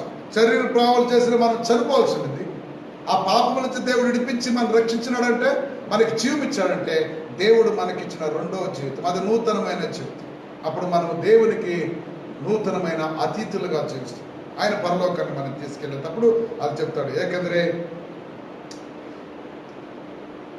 13వ వాక్యాన్ని మనం చూస్తే మనకి ఇంకా కొద్దిగా అర్థం కావచ్చేమో. మీకు అర్థమైందో తెలియదు, 3 భాషలను పేస్తున్నాలి. 13వ వచನ ವಾಸಿಗೆ, ನೀವು ಶರೀರ ಭಾವವನ್ನು ಅನುಸರಿಸಿ ಬದುಕಿದರೆ ಸಾಯುವುದು ನಿಶ್ಚಯ. ನೀವು ಪವಿತ್ರಾತ್ಮನಿಂದಾದ ದೇಹದ ದುರಭ್ಯಾಸಗಳನ್ನು ನಾಶ ಮಾಡುವುದಾದರೆ ஜீவிசுவரே. அப்போ பாவத்தை செய்கிறவர்கள் கர்த்தருக்கு விரோதமானவர்கள் மரித்து போறாங்க. பாவத்திலிருந்து மீட்கப்பட்டவர்கள் దేవునికుళ్ళే வாழ்றவங்களா இருக்கு. పాపం చేసిన వాళ్ళు, శరీరానికి అధీనంలో ఉన్నవాళ్ళు, చనిపోయిన వాళ్ళు, ఆ శరీర భావాల నుంచి గెలిచిన వారు ఎవరు గెలిపించిందంటే క్రీస్తు. అప్పుడు మనం బ్రతికే వాళ్ళమంటే దేవుని సముఖంలో ಜೀವಿಂಚೇವಾళ్ళు. ದೇವರ ಸಮ್ಮುಖದಲ್ಲಿ ನಾವು ಸಾಧನದ ಬದುಕುವುದಕ್ಕಾಗಿ ದೇವರು ನಮ್ಮನ್ನ ಜೀವಿಸುವುದಕ್ಕಾಗಿ ಕರೆದವನಾಗಿದ್ದಾನೆ. மரிக்கிறவங்களுக்காகல்ல, நம்மை ஜீவிக்கிறவர்களாக தேவன் மீட்டுக் கொண்டிருக்கிறார். இனி யாருக்காக ஜீவிக்கிறோம்? அழைத்த ரட்சித்த அவருக்காக நாம் ஜீவிக்கிறோம். அவரே தேவன் சமூகத்தில் கொண்டு போய் சேர்க்குவார். அதனாலே அவரோடு கூட ஒரு விருந்தாளிகளாக பரலோகத்துக்கு நாம் செல்வோம். நம்முடைய இடமானது அதுதான். அதற்காக தேவன் நமக்கு என்ன செய்தார்? முதலாவது என்ன ಕಾರ್ಯತೆ ಕಳಿಸಿಲ್ಲ ಅದು சொல்லுகிறேன். ಮರ್ತೋಗ್ತಾರೆ, ಕನ್ಫ್ಯೂಷನ್ ಆಗೋದು ಬೇಡ. ಇನ್ನು ರೋಮಪುರದವರಿಗೆ ಬರೆದ ಪತ್ರಿಕೆ 8ನೇ ಅಧ್ಯಾಯ 12ರಿಂದ 17 ವಾಕ್ಯಗಳನ್ನು ನೀವು ಓದಬಹುದು. 8ஆம் அதிகாரம் 14-17 வசனங்களை நீங்கள் வாசிக்கும் போது அது சிறிய வசனமா இருக்கனால நான் உங்களோடு கூட சேரி வாசிக்கிறேன். நீங்கள் என்னோடு கூட சேர்ந்து వాసిக்கலாம். రోమిలకు రాసిన పత్రిక 8వ అధ్యాయము 14 నుంచి 17 వాక్యాలు నాతో కూడా మీరు కలిసి చదివినట్లయితే మీకు అర్థం చెప్తాను. తర్వాత ಯಾರು ದೇವರ ಆತ್ಮದಿಂದ ನಡೆಸಿಕೊಳ್ಳುತ್ತಾರೋ ಅವರು ದೇವರ ಮಕ್ಕಳು. ನೀವು ತಿರುಗಿ ಭಯದಲ್ಲಿ ಬೀಳುವ ಹಾಗೆ ದಾಸನ ಭಾವವನ್ನು ಹೊಂದಿದವರಲ್ಲ, ಮಗನ ಭಾವವನ್ನು ಹೊಂದಿದವರಾಗಿದ್ದೀರಿ. ಈ ಭಾವದಿಂದ ನಾವು ದೇವರನ್ನು ಅಪ್ಪ, ತಂದೆ ಎಂದು ಕೂಗುತ್ತೇವೆ. ನಾವು ದೇವರ ಮಕ್ಕಳೆಂಬುದಕ್ಕೆ ಪವಿತ್ರಾತ್ಮನೇ ನಮ್ಮ ಆತ್ಮದೊಂದಿಗೆ ಸಾಕ್ಷಿ ಇಡುತ್ತಾನೆ. ಮಕ್ಕಳಾಗಿದ್ದರೆ ಬಾಧ್ಯರಾಗಿದ್ದೇವೆ, ದೇವರಿಗೆ ಬಾಧ್ಯರು, ಕ್ರಿಸ್ತನೊಂದಿಗೆ ಬಾಧ್ಯರು. ಹೇಗೆಂದರೆ ಕ್ರಿಸ್ತನಿಗೆ ಸಂಭವಿಸಿದ ಬಾಧೆಗಳಲ್ಲಿ ನಾವು ಪಾಲುಗಾರರಾಗಿರುವುದಾದರೆ ಆತನ ಮಹಿಮೆಯಲ್ಲಿಯೂ ಪಾಲುಗಾರರಾಗುವೆವು. బాధ్యత, ஒரு புதிய స్థానం, ஒரு புதிய கிருபை. ఏమ బాధ్యత మనకు వచ్చిందంటే దేవుని బిడ్డలుగా, దేవుని కుమారులుగా, కుమార్తెలుగా, தேவனுடைய பிள்ளைகளாக ஒரு அதிகாரத்தை தேவன் நமக்கு கொடுத்திருக்கார். யாரு கொடுக்கிறார் என்று கடைசியில் நான் சொல்ல போகிறேன். ఇప్పుడు 3వ స్థానం ఏంటంటే ఎక్కడో ఉన్న మనము ఇప్పుడు దేవుణ్ణి తండ్రిగా, ఆయన బిడ్డలుగా, ఆయన తండ్రిగా పిలిచే కృప, ఆయన బిడ్డలుగా మారాట కృప దేవుడు మనకిచ్చాர். எங்கோ இருந்த நம்மை இப்பொழுது தேவன் என்ன 3வது இடத்துல அவருடைய பிள்ளைகளாக முடியாதான ஒரு அதிகாரத்தை, ஒரு உரிமை தேவன் நமக்கு கொடுத்திருக்கிறார். அது ஒரு புதிய கிருபை. ಯಾರಾದರೂ ದೇವರಿಗೆ ಮಕ್ಕಳಂದ್ರೆ ಎಷ್ಟೊಂದು ಆಶ್ಚರ್ಯ ನೋಡಿ. ದೇವರಿಗೆ ಹುಟ್ಟಿದವರಾಗಿದ್ದೇವೆ ಅಂದ್ರೆ ಎಷ್ಟೊಂದು ಆಶ್ಚರ್ಯ ನೋಡಿ. ஒரு குடும்பத்துக்கு ஒரு தலைவர் உண்டு. இப்பேற்பட்ட பிள்ளைகள் நாம சொல்லுவோம். ಇಂಥ ಮನೆಗೆ ಹುಟ್ಟಿದವರು, ಇಂಥ ತಂದೆಗೆ ನಾವು మక్కలు, ఈ తండ్రికి మనం బిడ్డలు, ఈ లోకంలో మా అడ్రస్ ఇది అని చెప్తాం. కానీ రక్షించబడిన మనమందరూ ఏం చెప్తామంటే మనమందరూ కూడా దేవునికి పుట్టిన దేవుని బిడ్డలైన ಅವರಿಗೆ ಹುಟ್ಟಿದಂತ ಮಕ್ಕಳಾಗಿದೆ. ದೇವರಿಗೆ ಹುಟ್ಟೋದಂದ್ರೆ ಆ ನೂತನ ಮನಸ್ಸನ್ನ, ನೂತನ ಸ್ವಭಾವವನ್ನು, ఆయన ரத்தದಿಂದ யார், அவர் ரத்தத்தாலும் அவர் கொடுக்கிற மன்னிப்பாலும் அவர் கூட ரட்சிப்பாலும் யாரெல்லாம் அவரை தேவனென்று ஏற்றுக்கொள்வார்களோ அவர் எல்லாருக்கும் தேவனுடைய பிள்ளைகளாகதானா ஒரு அதிகாரத்தை தேவனுக்கு கொடுத்திருக்கிறார். இப்பொழுது நம்ம சாதாரண விசுவாசிகள் கிடையாது, அவருக்கு சொந்த பிள்ளைகளாக. அதனால தேவனே நம்ம என்ன சொல்றோம்? அப்பா, பிதாவே என்று சொல்றோம். ದೇವರನ್ನ ನಾವು ತಂದೆ ಎಂಬುದಾಗಿ ಕರೆಯುವಂತ ಹಕ್ಕನ್ನ, అధికారವನ್ನ, బాధ్యతಯನ್ನ దేవుడు నಮಗೆ కొట్టింది. దేవాన్ని పిలిచేదానికన్నా దేవుణ్ణే తండ్రి అని పిలిచే ఒక కృపను, ఒక భాగ్యాన్ని పరిశుద్ధాత్మ దేవుడు మనకి కలిగజేసినంటే ఇంకా మన విశ్వాసులు కేవలం కాదు, ఆయన బిడ్డలుగా మనం మారిపోయాం. ஒரு விசுவாச வாழ்க்கையில ஒரு சாதாரண ஒரு விசுவாசி நம்ம அல்ல, இப்போ தேவனுடைய பிள்ளைகளானாரே அவர் அப்பா பிதாவே என்று சொல்ல கிருபைக்கு அந்த அதிகாரத்தை, அந்த கிருபை நாம் பெற்றுக்கொண்டதுனாலே அது ஒரு பெரிய பாக்கியம். ಹೊಸ ಒಂದು ಜೀವಿತ ಏನಂದ್ರೆ ದೇವರ ಬಾಧ್ಯತೆಯನ್ನು ಹೊಂದಿಕೊಂಡಿದೆ. ಇದು தேவனே நமக்கு கொடுத்தார். அவருடைய பிள்ளைகளாகக்கூடிய அதிகாரத்தை தேவனே நமக்கு கொடுத்தார். அதனாலே இந்த அதிகாரத்தினால் நம்மை தேவனுடைய பிள்ளைகளாக மாறி போனோம். தேவனுடைய பிள்ளைகளாக மாறி நமக்கு அடுத்த தேவர் என்ன செய்ய போகிறார் என்று நான் வாசிக்கும் போது ரோமர் புத்தகத்திலே பத்திரிகை 8ஆம் அதிகாரம் 18 25 வசனங்களை நாம் வாசிக்க வேண்டும். நான் அதை நீங்க வீட்டில் இருந்தே வாசிக்கலாம். ರೋಮಾಪುರದವರಿಗೆ ಬರೆದ ಪತ್ರಿಕೆ 8ನೇ ಅಧ್ಯಾಯ 18 25 ವಾಕ್ಯಗಳನ್ನು ನಾವು ಓದುವಾಗ, రోమർക്ക് రాసిన పత్రిక 8వ అధ్యాయం 18 నుంచి 25 వాక్యాలు మనం చదివినప్పుడు మనకు ఒక నిరీక్షణ, ஒரு எதிர்பார்ப்பு, ஒரு மீட்பு, ஒரு புதிய எதிர்பார்ப்பு, ஒரு புதிய மீட்பு, ಒಂದು ಹೊಸ ನಿರೀಕ್ಷೆ, ಒಂದು ಹೊಸ எதிர்நோடு கடைதாகி நமக்கு ஏன் தேவன் கொட்டிரு. இந்த உலகத்தில் ஒரு எதிர்பார்ப்பு என்ன? ஒரு வசனத்தை 2 வசனங்களை நான் உங்களுக்காக வாசிக்கிறேன். 18ஆம் ವಚನத்தை நீங்கள் ಗಮನಿக்கலாம்.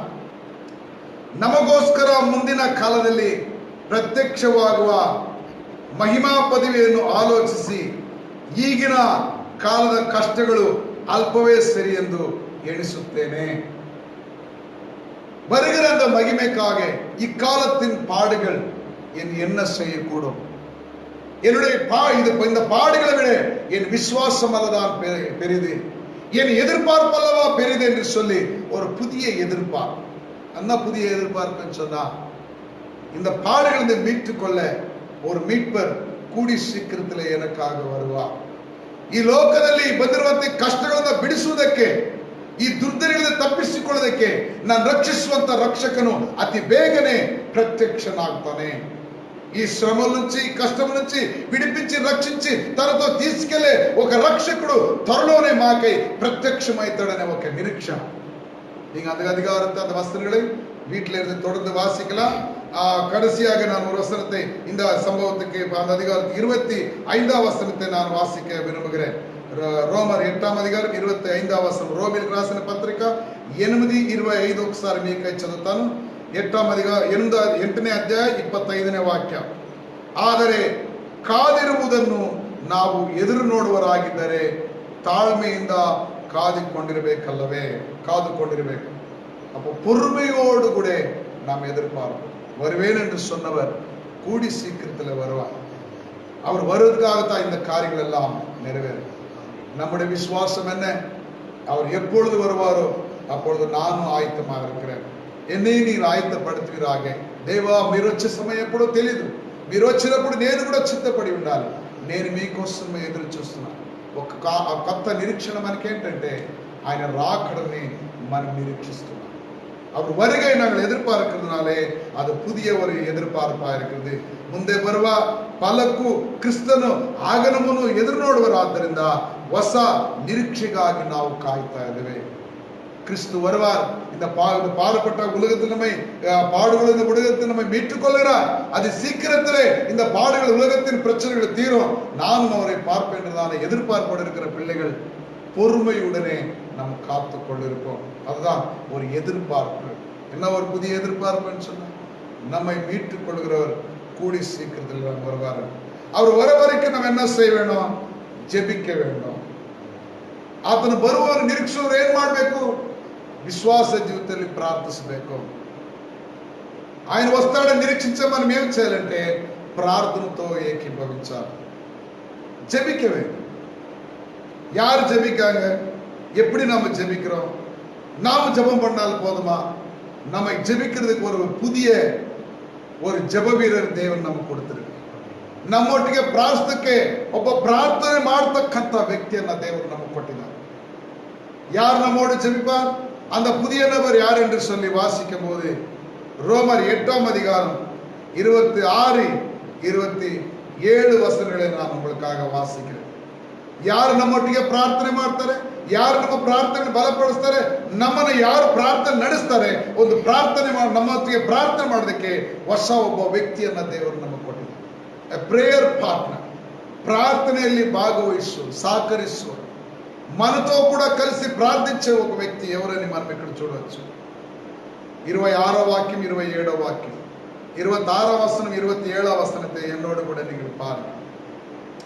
ಹಾಗೆ ಪವಿತ್ರಾತ್ಮನು ಸಹ ಆಸಕ್ತಿಯನ್ನು ನೋಡಿ ಸಹಾಯ ಮಾಡುತ್ತಾನೆ.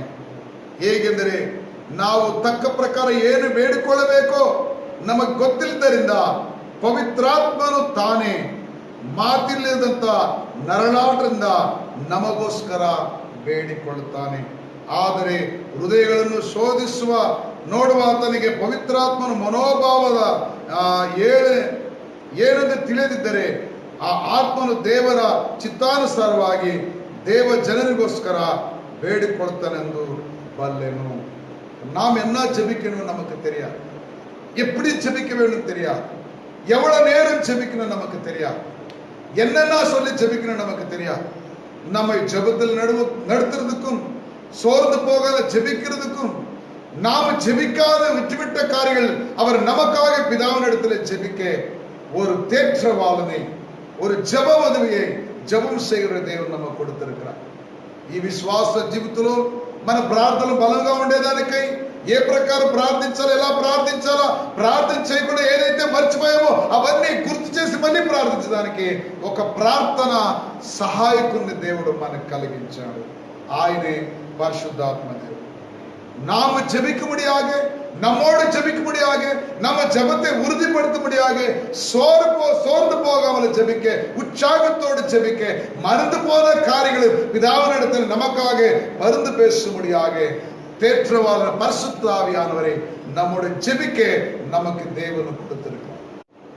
ಹೊಸ ಪ್ರಾರ್ಥನಾ ಸಹಾಯಕ நம்மோடு கூட புதிதாக ஜெபிக்க, ನಮ್ಮನ್ನು ಪ್ರಾರ್ಥನೆಯಲ್ಲಿ ಬಲಪಡಿಸುವುದಕ್ಕೆ ನಮಗೆ ಒಬ್ಬ ಪ್ರಾರ್ಥನಾ ಸಹಾಯಕನನ್ನು ಕೊಟ್ಟಿದ್ದಾರೆ. ಮೋಶೆ ಅರಣ್ಯದಲ್ಲಿದ್ದಾಗ, ಇಸ್ರಾಯೇಲರು ಪಾಪ ಮಾಡಿದಾಗ, ದೇವರ ಕೋಪ ಜನರ ಮೇಲೆ ಬರುವಾಗ ಮೋಶೆ ಆ ಜನರಿಗೋಸ್ಕರವಾಗಿ ಪ್ರಾರ್ಥನೆ ಮಾಡಿದ. ವನಾಂತರத்திலே மோசே தேவனுடைய பிள்ளைகள் நடத்தும்போது தேவனுடைய கோபாகின அந்த ஜனங்கள் மேல வரும்போது அதை தடுத்தும்படியாக மோசே அந்த ஜனங்களுக்காக ஜெபித்தார். అరణ్య యాత్రలో దేవుని బిడ్డలపైన దేవుని కోపాగ్ని వచ్చినప్పుడు వాళ్ళు దేవుని కోపాగ్ని తప్పించడానికై ఆ జనముల కోసమే, ప్రజల కోసమే, ఇశ్రాయేలు కోసమే మోషే ప్రార్థించినాగనే మనము ప్రార్థించేటప్పుడు మనకు సాయం చేసేదానికి తండ్రి అయిన దేవుడు, క్రీస్తు అయిన రక్షకుడు మనకు ఒక సహాయకునైన పరిశుద్ధాత్మన దేవుడు దయపాలించు. நாம ஜெபிக்கிறவங்கள நம்மோடு ஜெபிக்க பரிசுத்த ஆவியானவரை தேவன் நமக்கு கொடுத்திருக்கிறார். அவருக்கு நன்றி சொல்வோமாக. ನಮಗಾಗಿ, ನಮ್ಮ ಪ್ರಾರ್ಥನೆಗಳನ್ನು ಬಲಪಡಿಸೋದಕ್ಕಾಗಿ, ನಮ್ಮ ನಿಮಿತ್ತ ಧೈರ್ಯವಾಗಿ ಪ್ರಾರ್ಥಿಸೋದಕ್ಕಾಗಿ ಪರಿಶುದ್ಧಾತ್ಮ ದೇವರು ನಮಗೆ ದಯಪಾಲಿಸ್ತಾರೆ. அடுத்தது 8ஆம் அதிகாரம் 28ஆம் வசனத்தை நம்ம வாசிக்கும் போது ಪ್ರಾರ್ಥನೆ ಮಾಡುವಂತವರಿಗೆ, ಕ್ರಿಸ್ತನಿಂದ ಆರಿಸಲ್ಪಟ್ಟವರಿಗೆ, ಆತನ ಪ್ರೀತಿಸುವವರಿಗೆ ಕೆಲವು ಕಾರ್ಯಗಳು ಸಂಭವಿಸ್ತವೆ. ஜெபிக்கிறவங்களுக்கு, அவரால் அழைக்கப்பட்டவர்களுக்கு, அவரால் நேசிக்கப்பட்டவர்களுக்கு சில காரியங்கள் సంభవిக்கலாம். ఆయన ప్రేమించే వారికి, ఆయన ప్రార్థించే వారికి, ఆయన్ని నడిపించే వారికి, ఆయన విశ్వాస మార్గంలో ఉండే వాళ్ళకి కొన్నిసార్లు కొన్ని కార్యములు నడవచ్చు, జరగవచ్చు. ఆ వాక్యాన్ని కూడా మనం చూస్తాం. 8:28 8:28 ವಚನ ವಾಸಿக்கும் போது 8:27 ಇದಲ್ಲದೆ ದೇವರ ಸಂಕಲ್ಪದ ಮೇರೆಗೆ ಕರೆಯಲ್ಪಟ್ಟು ಆತನ ಪ್ರೀತಿಸುವ ಹಿತಕ್ಕಾಗಿ ಎಲ್ಲಾ ಕಾರ್ಯಗಳು ಅನುಕೂಲವಾಗುತ್ತದೆ ನಮಗೆ ಗೊತ್ತದೆ. ಯಾಕೆಂದರೆ ದೇವರು ತನ್ನ 28 ವಚನ மட்டும்தான். ಆತನ ಪ್ರೀತಿಸುವ ಹಿತಕ್ಕಾಗಿ ಎಲ್ಲಾ ಕಾರ್ಯಗಳು ಅನುಕೂಲವಾಗುತ್ತವೆ. அவங்க தேவனால் அன்பு செய்யப்பட்டவர்களுக்கு, தேவனை நேசிக்கிறவர்களுக்கு நடக்கிற எல்லா காரியங்களும் நன்மைக்கு ஏதுவாக நடக்கும் என்று சொல்லு. ఏది జరుగుద్దో, ఏది సంభవిస్తుందో అవన్నీ కూడా దేవుని విశ్వాసించి ప్రేమించబడే వారికి అనుకూలంగానే ఉంటారు. ಈ ಕೊರೋನಾ, ಈ ರೋಗ, ಈ ಬಾಧೆ ಈ ಲೋಕದಲ್ಲಿ ಯಾರಾದರೂ ಒಳ್ಳೆಯದೆಂಬುದಾಗಿ ಹೇಳಲಿಕ್ಕೆ ಸಾಧ್ಯನಾ? ஒருவராவது இந்த இக்கட்டான சூழ்நிலை நல்லதென்று சொல்ல முடியுமா? ಇಂಥ ಇಕ್ಕಟ್ಟಾದ ಪರಿಸ್ಥಿತಿ, ಇಂಥ ಕಾರ್ಯ ಒಳ್ಳೆಯದೆಂಬುದಾಗಿ ಯಾರಿಗಾದ್ರೂ ಹೇಳಲಿಕ್ಕೆ ಸಾಧ್ಯನಾ? ನಮಗ್ ಗೊತ್ತಿಲ್ಲ. ಆದ್ರೆ ಒಂದನ್ನು ಮಾತ್ರ ನಾವು ಹೇಳ್ಬೋದು, ಆತನ ಪ್ರೀತಿಸುವ ನನ್ನ ಜೀವಿತದಲ್ಲಿ, ಆತನ ಆರಾಧಿಸುವ ನನ್ನ ಜೀವಿತದಲ್ಲಿ ನಡೆಯುವಂತ ಯಾವುದಾದ್ರೂ ಸರಿ, ಅದು ನನ್ನ ಮೇಲಿಗಾಗಿ, ನನ್ನ ಒಳ್ಳೆಯದಕ್ಕಾಗಿ. என்ன நடந்தாலும் பரவாயில்ல ஆண்டவரே, என்ன சம்பவித்தாலும் பரவாயில்லை, தேவனால் நேசிக்கப்பட்ட என் வாழ்க்கையில எனக்கு சூழ்நிலை, இந்த குடும்பத்துக்கு, இந்த உலகத்துக்கோ நமக்கோ என்ன சம்பவித்தாலும் அது இப்பொழுது நமக்கு தெரியாவிட்டால் அடுத்த நாட்களை தெரியலாம், சம்பவிக்கிறது எதுவோ அது நமக்கு நல்லது என்று சொல்லி நாம் எடுத்துக்கொள்ள வேண்டும். ಒಂದು ಹೊಸ ಅನುಭವ ಎಂದ್ರೆ ನಡೆಯುವುದೆಲ್ಲ ನಮ್ಮ ಅನುಕೂಲಕ್ಕಾಗಿಯೇ, ಒಂದು ಹೊಸ ಅನುಭವಕ್ಕಾಗಿ ಎಂಬುದಾಗಿ ತಿಳಿದುಕೊಳ್ಳಬೇಕು. இங்கே தேவன் என்ன பண்ணுவார்? ஒரு புதிய அனுபவத்துக்குள்ள தேவன் நடத்துவார். இந்த கொரோனா அனுபவம் யாருக்காவது புதுசா பழசன்னு சொன்னா எல்லாருமே சொல்ல முடியும். லோகத்தில் யாரு ಬೇಕಾದ್ರೂ ಹೇಳು, ಇದೊಂದು ಹೊಸ ಅನುಭವ, இது ஒரு பெரிய காரியம், இது ஒரு புதிதான ஒரு அனுபவம். இந்த அனுபவத்தை தேவன் நமக்கு கொடுத்திருக்கிறார். நம்ம காலகட்டத்தில் இந்த அனுபவத்தை கடந்து போகும்படியாக தேவன் நமக்கு கிருபை கொடுத்திருக்கிறார். ఈ కరోనా అనుభవము లోకంలో ఉన్న ప్రతి ఒక్కరికి కొత్తదే, మనకైనా కొత్తదే, అందరికైనా కొత్తదే. కానీ ఈ అనుభవం కూడా మనం దాటుకుంటా ముందుకెళ్ళిపోవాలని దేవుడు ఈ ఒక కార్యాన్ని అనుమతించాడేమో మనకి తెలియదు. என்ன நடந்தாலும் என்ன சம்பவித்தாலும் அது தேவன் அறியாம, தேவனுக்கு தெரியாம எதுவுமே நடக்காது. அப்பேற்பட்ட காரியங்கள் என்ன நடந்தாலும் கூட தேவனை நேசிக்கிற எங்களுக்கு, தேவனால் அழைக்கப்பட்ட எங்களுக்கு எதுவுமே எங்களுக்கு சாதகமாக, ஆசீர்வாதமாக, அது கிருபையாக நம்ம நினைப்போம். ಯಾವುದು ನಡೆದರೂ ಕೂಡ ಒಂದು ಹೊಸ ಅನುಭವವನ್ನಾಗಿ ನಾವು ನೋಡ್ತೇವೆ. ಇದುವರೆಗೂ 6 ಮಾತುಗಳನ್ನು ಹೇಳಿದೆ. 7ನೇದು ಹೇಳೋದಕ್ಕಿಂತ ಮುಂಚೆ ಆ 6ಅನ್ನ ಇನ್ನೊಂದು ಆವರ್ತಿ ನಾವು தியான ಮಾಡணும். 7வது காரியத்தை, நாம செய்ய வேண்டிய காரியத்தை சொல்றதுக்கு முன்பதாக தேவன் நமக்கு செய்த அந்த 6 காரியங்களை திரும்பவும் நான் சொல்ல விரும்புகிறேன். இதுவரைக்கும் 6 కార్యములు, 6 విషయాలు, 6 ఆశీర్వాదాలు దేవుడు మనకు కలిగించాడు. 7వది మనం చేయక ముందు ఏమి 6 కార్యములు దేవుడు మనలో చేశాడని మరొకసారి మీకు గుర్తించడానికి ఇష్టపడుతున్నాను. మొదటి కార్యము ఒక కొత్త స్థానం. రోమీయులకు రాసిన పత్రిక 8వ అధ్యాయం 1-4 కొత్త స్థానం. దేవునిలో మనకు ఒక కొత్త స్థానం. రెండవది రోమీయులకు రాసిన పత్రిక 8వ అధ్యాయం 5-13 నూతనమైన అతిథులు. పరలోకానికి we are new guests for heaven. మన పరలోకానికి కొత్త అతిథులు. దేవుడే దాన్ని కలిగించాడు. రోమీయులకు రాసిన పత్రిక 8వ అధ్యాయం 14-17 దేవునిలో ఒక బాధ్యత, దేవుని బిడ్డలుగా, దేవుని కుమారులుగా మనం మార్చాం. ఒక అధికారం, హక్కు దేవుడు మనకు కలిగించాడు. రోమీయులకు రాసిన పత్రిక 8వ అధ్యాయం 18-25 వాక్యము ఒక నూతన నిరీక్షణ, ఒక నూతనమైన ఆశీర్వాదాన్ని దేవుడు మనకు కలిగించాడు. 5వదిగా మనం చూసినట్లయితే రోమీయులకు రాసిన పత్రిక 8వ అధ్యాయం 26-27 మనతో ప్రార్థించే ఒక నూతనమైన ప్రార్థన వీరుని దేవుడు మనకు కలిగించాడు. ఇంకా 6వదిగా మనం చూసినట్లయితే 8:28 ఒక నూతనమైన అనుభవాన్ని దేవుడు మనకు కలిగించాడు. ಈಗ ಕನ್ನಡದಲ್ಲಿ ನಂತರ ತಮಿಳಿನಲ್ಲಿ ನಾನು ಹೇಳ್ತೇನೆ. ರೋಮ 1-4 ದೇವರು ನಮಗೆ ಒಂದು ಹೊಸ ಸ್ಥಾನ. ಇನ್ನೊಂದು ಅವತ್ತು ಕೂಡ ಹೇಳ್ತೀನಿ. ರೋಮ ಪತ್ರಿಕೆ 8:1-4 ಕ್ರಿಸ್ತನಲ್ಲಿ ನಮಗೆ ಒಂದು ಹೊಸ ಸ್ಥಾನ. ಅದು ಮೊದಲು. ಎರಡನೇದಾಗಿ ದೇವರು ನಮಗೆ ಏನು ಮಾಡಿದರು? 8ನೇ ಅಧ್ಯಾಯ 5-13 ಕ್ರಿಸ್ತನಲ್ಲಿ ನಮಗೆ ನಾವು ಹೊಸ ಅತಿಥಿಗಳು. ಪರಲೋಕಕ್ಕೆ ನಾವು ಹೊಸ ಅತಿಥಿಗಳಾಗಿದ್ದೇವೆ. ಮೂರನೇದಾಗಿ 8ನೇ ಅಧ್ಯಾಯ 14ರಿಂದ 17 ನಾವು ಹೊಸ ಬಾಧ್ಯಸ್ಥರು.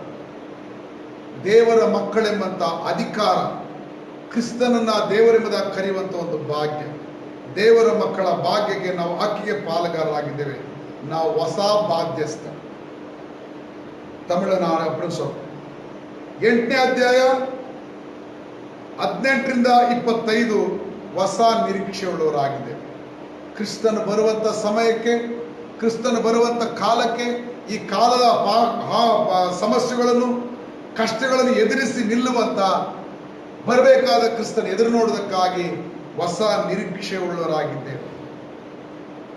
5ನೇದಾಗಿ 8:26ರಿಂದ 27ನೇ ವಾಕ್ಯ, ನಾವು ಪ್ರಾರ್ಥಿಸುವಾಗ ನಮ್ಮೊಟ್ಟಿಗೆ ಪ್ರಾರ್ಥಿಸುವಂತ ಒಬ್ಬ ಪ್ರಾರ್ಥನಾ ಆಸಕ್ತಿಯುಳ್ಳ ಪ್ರಾರ್ಥನಾ ಸಹಾಯಕನ ದೇವರು ನಮ್ಗೆ ಕೊಟ್ಟಿದ್ದಾರೆ. ಆ ಪ್ರಾರ್ಥನಾ ಸಹಾಯಕನೇ ಪರಿಶುದ್ಧಾತ್ಮ ದೇವರು. ಇನ್ನು 6ನೇದಾಗಿ ನಾವು ನೋಡುವಾಗ 8ನೇ ಅಧ್ಯಾಯ 28ನೇ ವಾಕ್ಯದಲ್ಲಿ, ನಡೆಯುವ ಎಲ್ಲಾ ಕಾರ್ಯಗಳು ನಮಗೆ ಒಂದು ಹೊಸ ಅನುಭವವನ್ನು ಕಲಿಸುತ್ತಂತದಾಗಿದೆ. ಈ ಲೋಕದ ಹಿಂಸೆಗಳು, ಈ ಲೋಕದ ಸಮಸ್ಯೆಗಳು, ದೇವರು ಪ್ರೀತಿಸುವವರ ಮಕ್ಕಳ ಜೊತೆ ನಡೆಯುವಂಥ ಕಾರ್ಯಗಳು ನಮಗೊಂದು ಹೊಸ ಅನುಭವವನ್ನು ಕಲಿಸ್ತದೆ. ಇದು 6 ಕಾರ್ಯಗಳನ್ನ ದೇವರು ನಮಗೆ ಕೊಟ್ಟಿದ್ದಾರೆ. தமிழன் ஒரு வாட்டி சொல்லி முடிக்க விரும்புகிறேன். ரோமர் 8ஆம் அதிகாரம் 1லிருந்து 4 வசனங்கள் கிறிஸ்துவுடனே நமக்கு கிடைத்த ஒரு பெரிய ஸ்லாக்கியம், ஒரு புதிய ஸ்தானம், ஒரு புதிய இடம், ஒரு புதிய உடன்படிக்கைன்னு கூட சொல்லலாம். மரணத்திலிருந்து ஜீவன், ஒரு புதிய இடம் தேவன் நமக்கு கொடுத்தார். மரணத்தில் சாபத்தில் நம்மை சாபத்தில் வெளியே கொண்டு வந்து கிறிஸ்துவுடனே மரித்த நம்மை உயிரோடு வைத்தார். நமக்கு கிடைத்த ஒரு ஸ்தானம் என்று சொல்லுவோம்.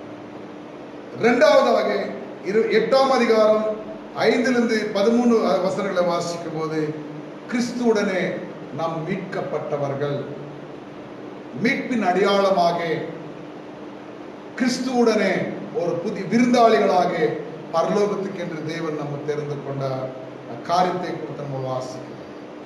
ரோமர் 3ஆவதாக ரோமர் 8ஆம் அதிகாரம் 14 வசனங்களை வாசிக்கும் போது, பிள்ளைகள் என்றுதான அதிகாரத்தை பெற்றுக் கொண்டவர்கள், விசுவாசிகளாக மற்றல்ல, பிள்ளைகள் என்ற பாக்கியத்தை, அதிகாரத்தை பெற்றுக் கொண்டவர்.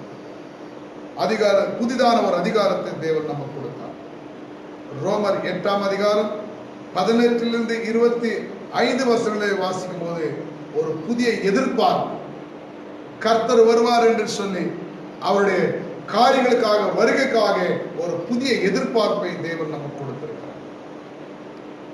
5ஆவதாக ரோமர் 8ஆம் அதிகாரம் 26-27 வசனத்தை வாசிக்கும் போது, ஜெபிக்கிற உங்களுக்கு, உங்களோடு கூட ஜெபிக்க ஒரு புதிய ஜெப உதவியாளர் உங்களுக்கு தேவன் கொடுத்திருக்கிறார். அது அவர்தான் பரிசுத்த ஆவியானவர். தேற்றவாளர் நாமல்ல, நம்மோடு ஜெபிக்க நமக்கு ஒரு ஜெப வீரரை, உதவியாளரை தேவன் நமக்கு கொடுத்திருக்கிறார். அப்போ ஒரு புதிய ஜெப வீரரை நம்ம தேவன் நமக்கு கொடுத்திருக்கிறார்.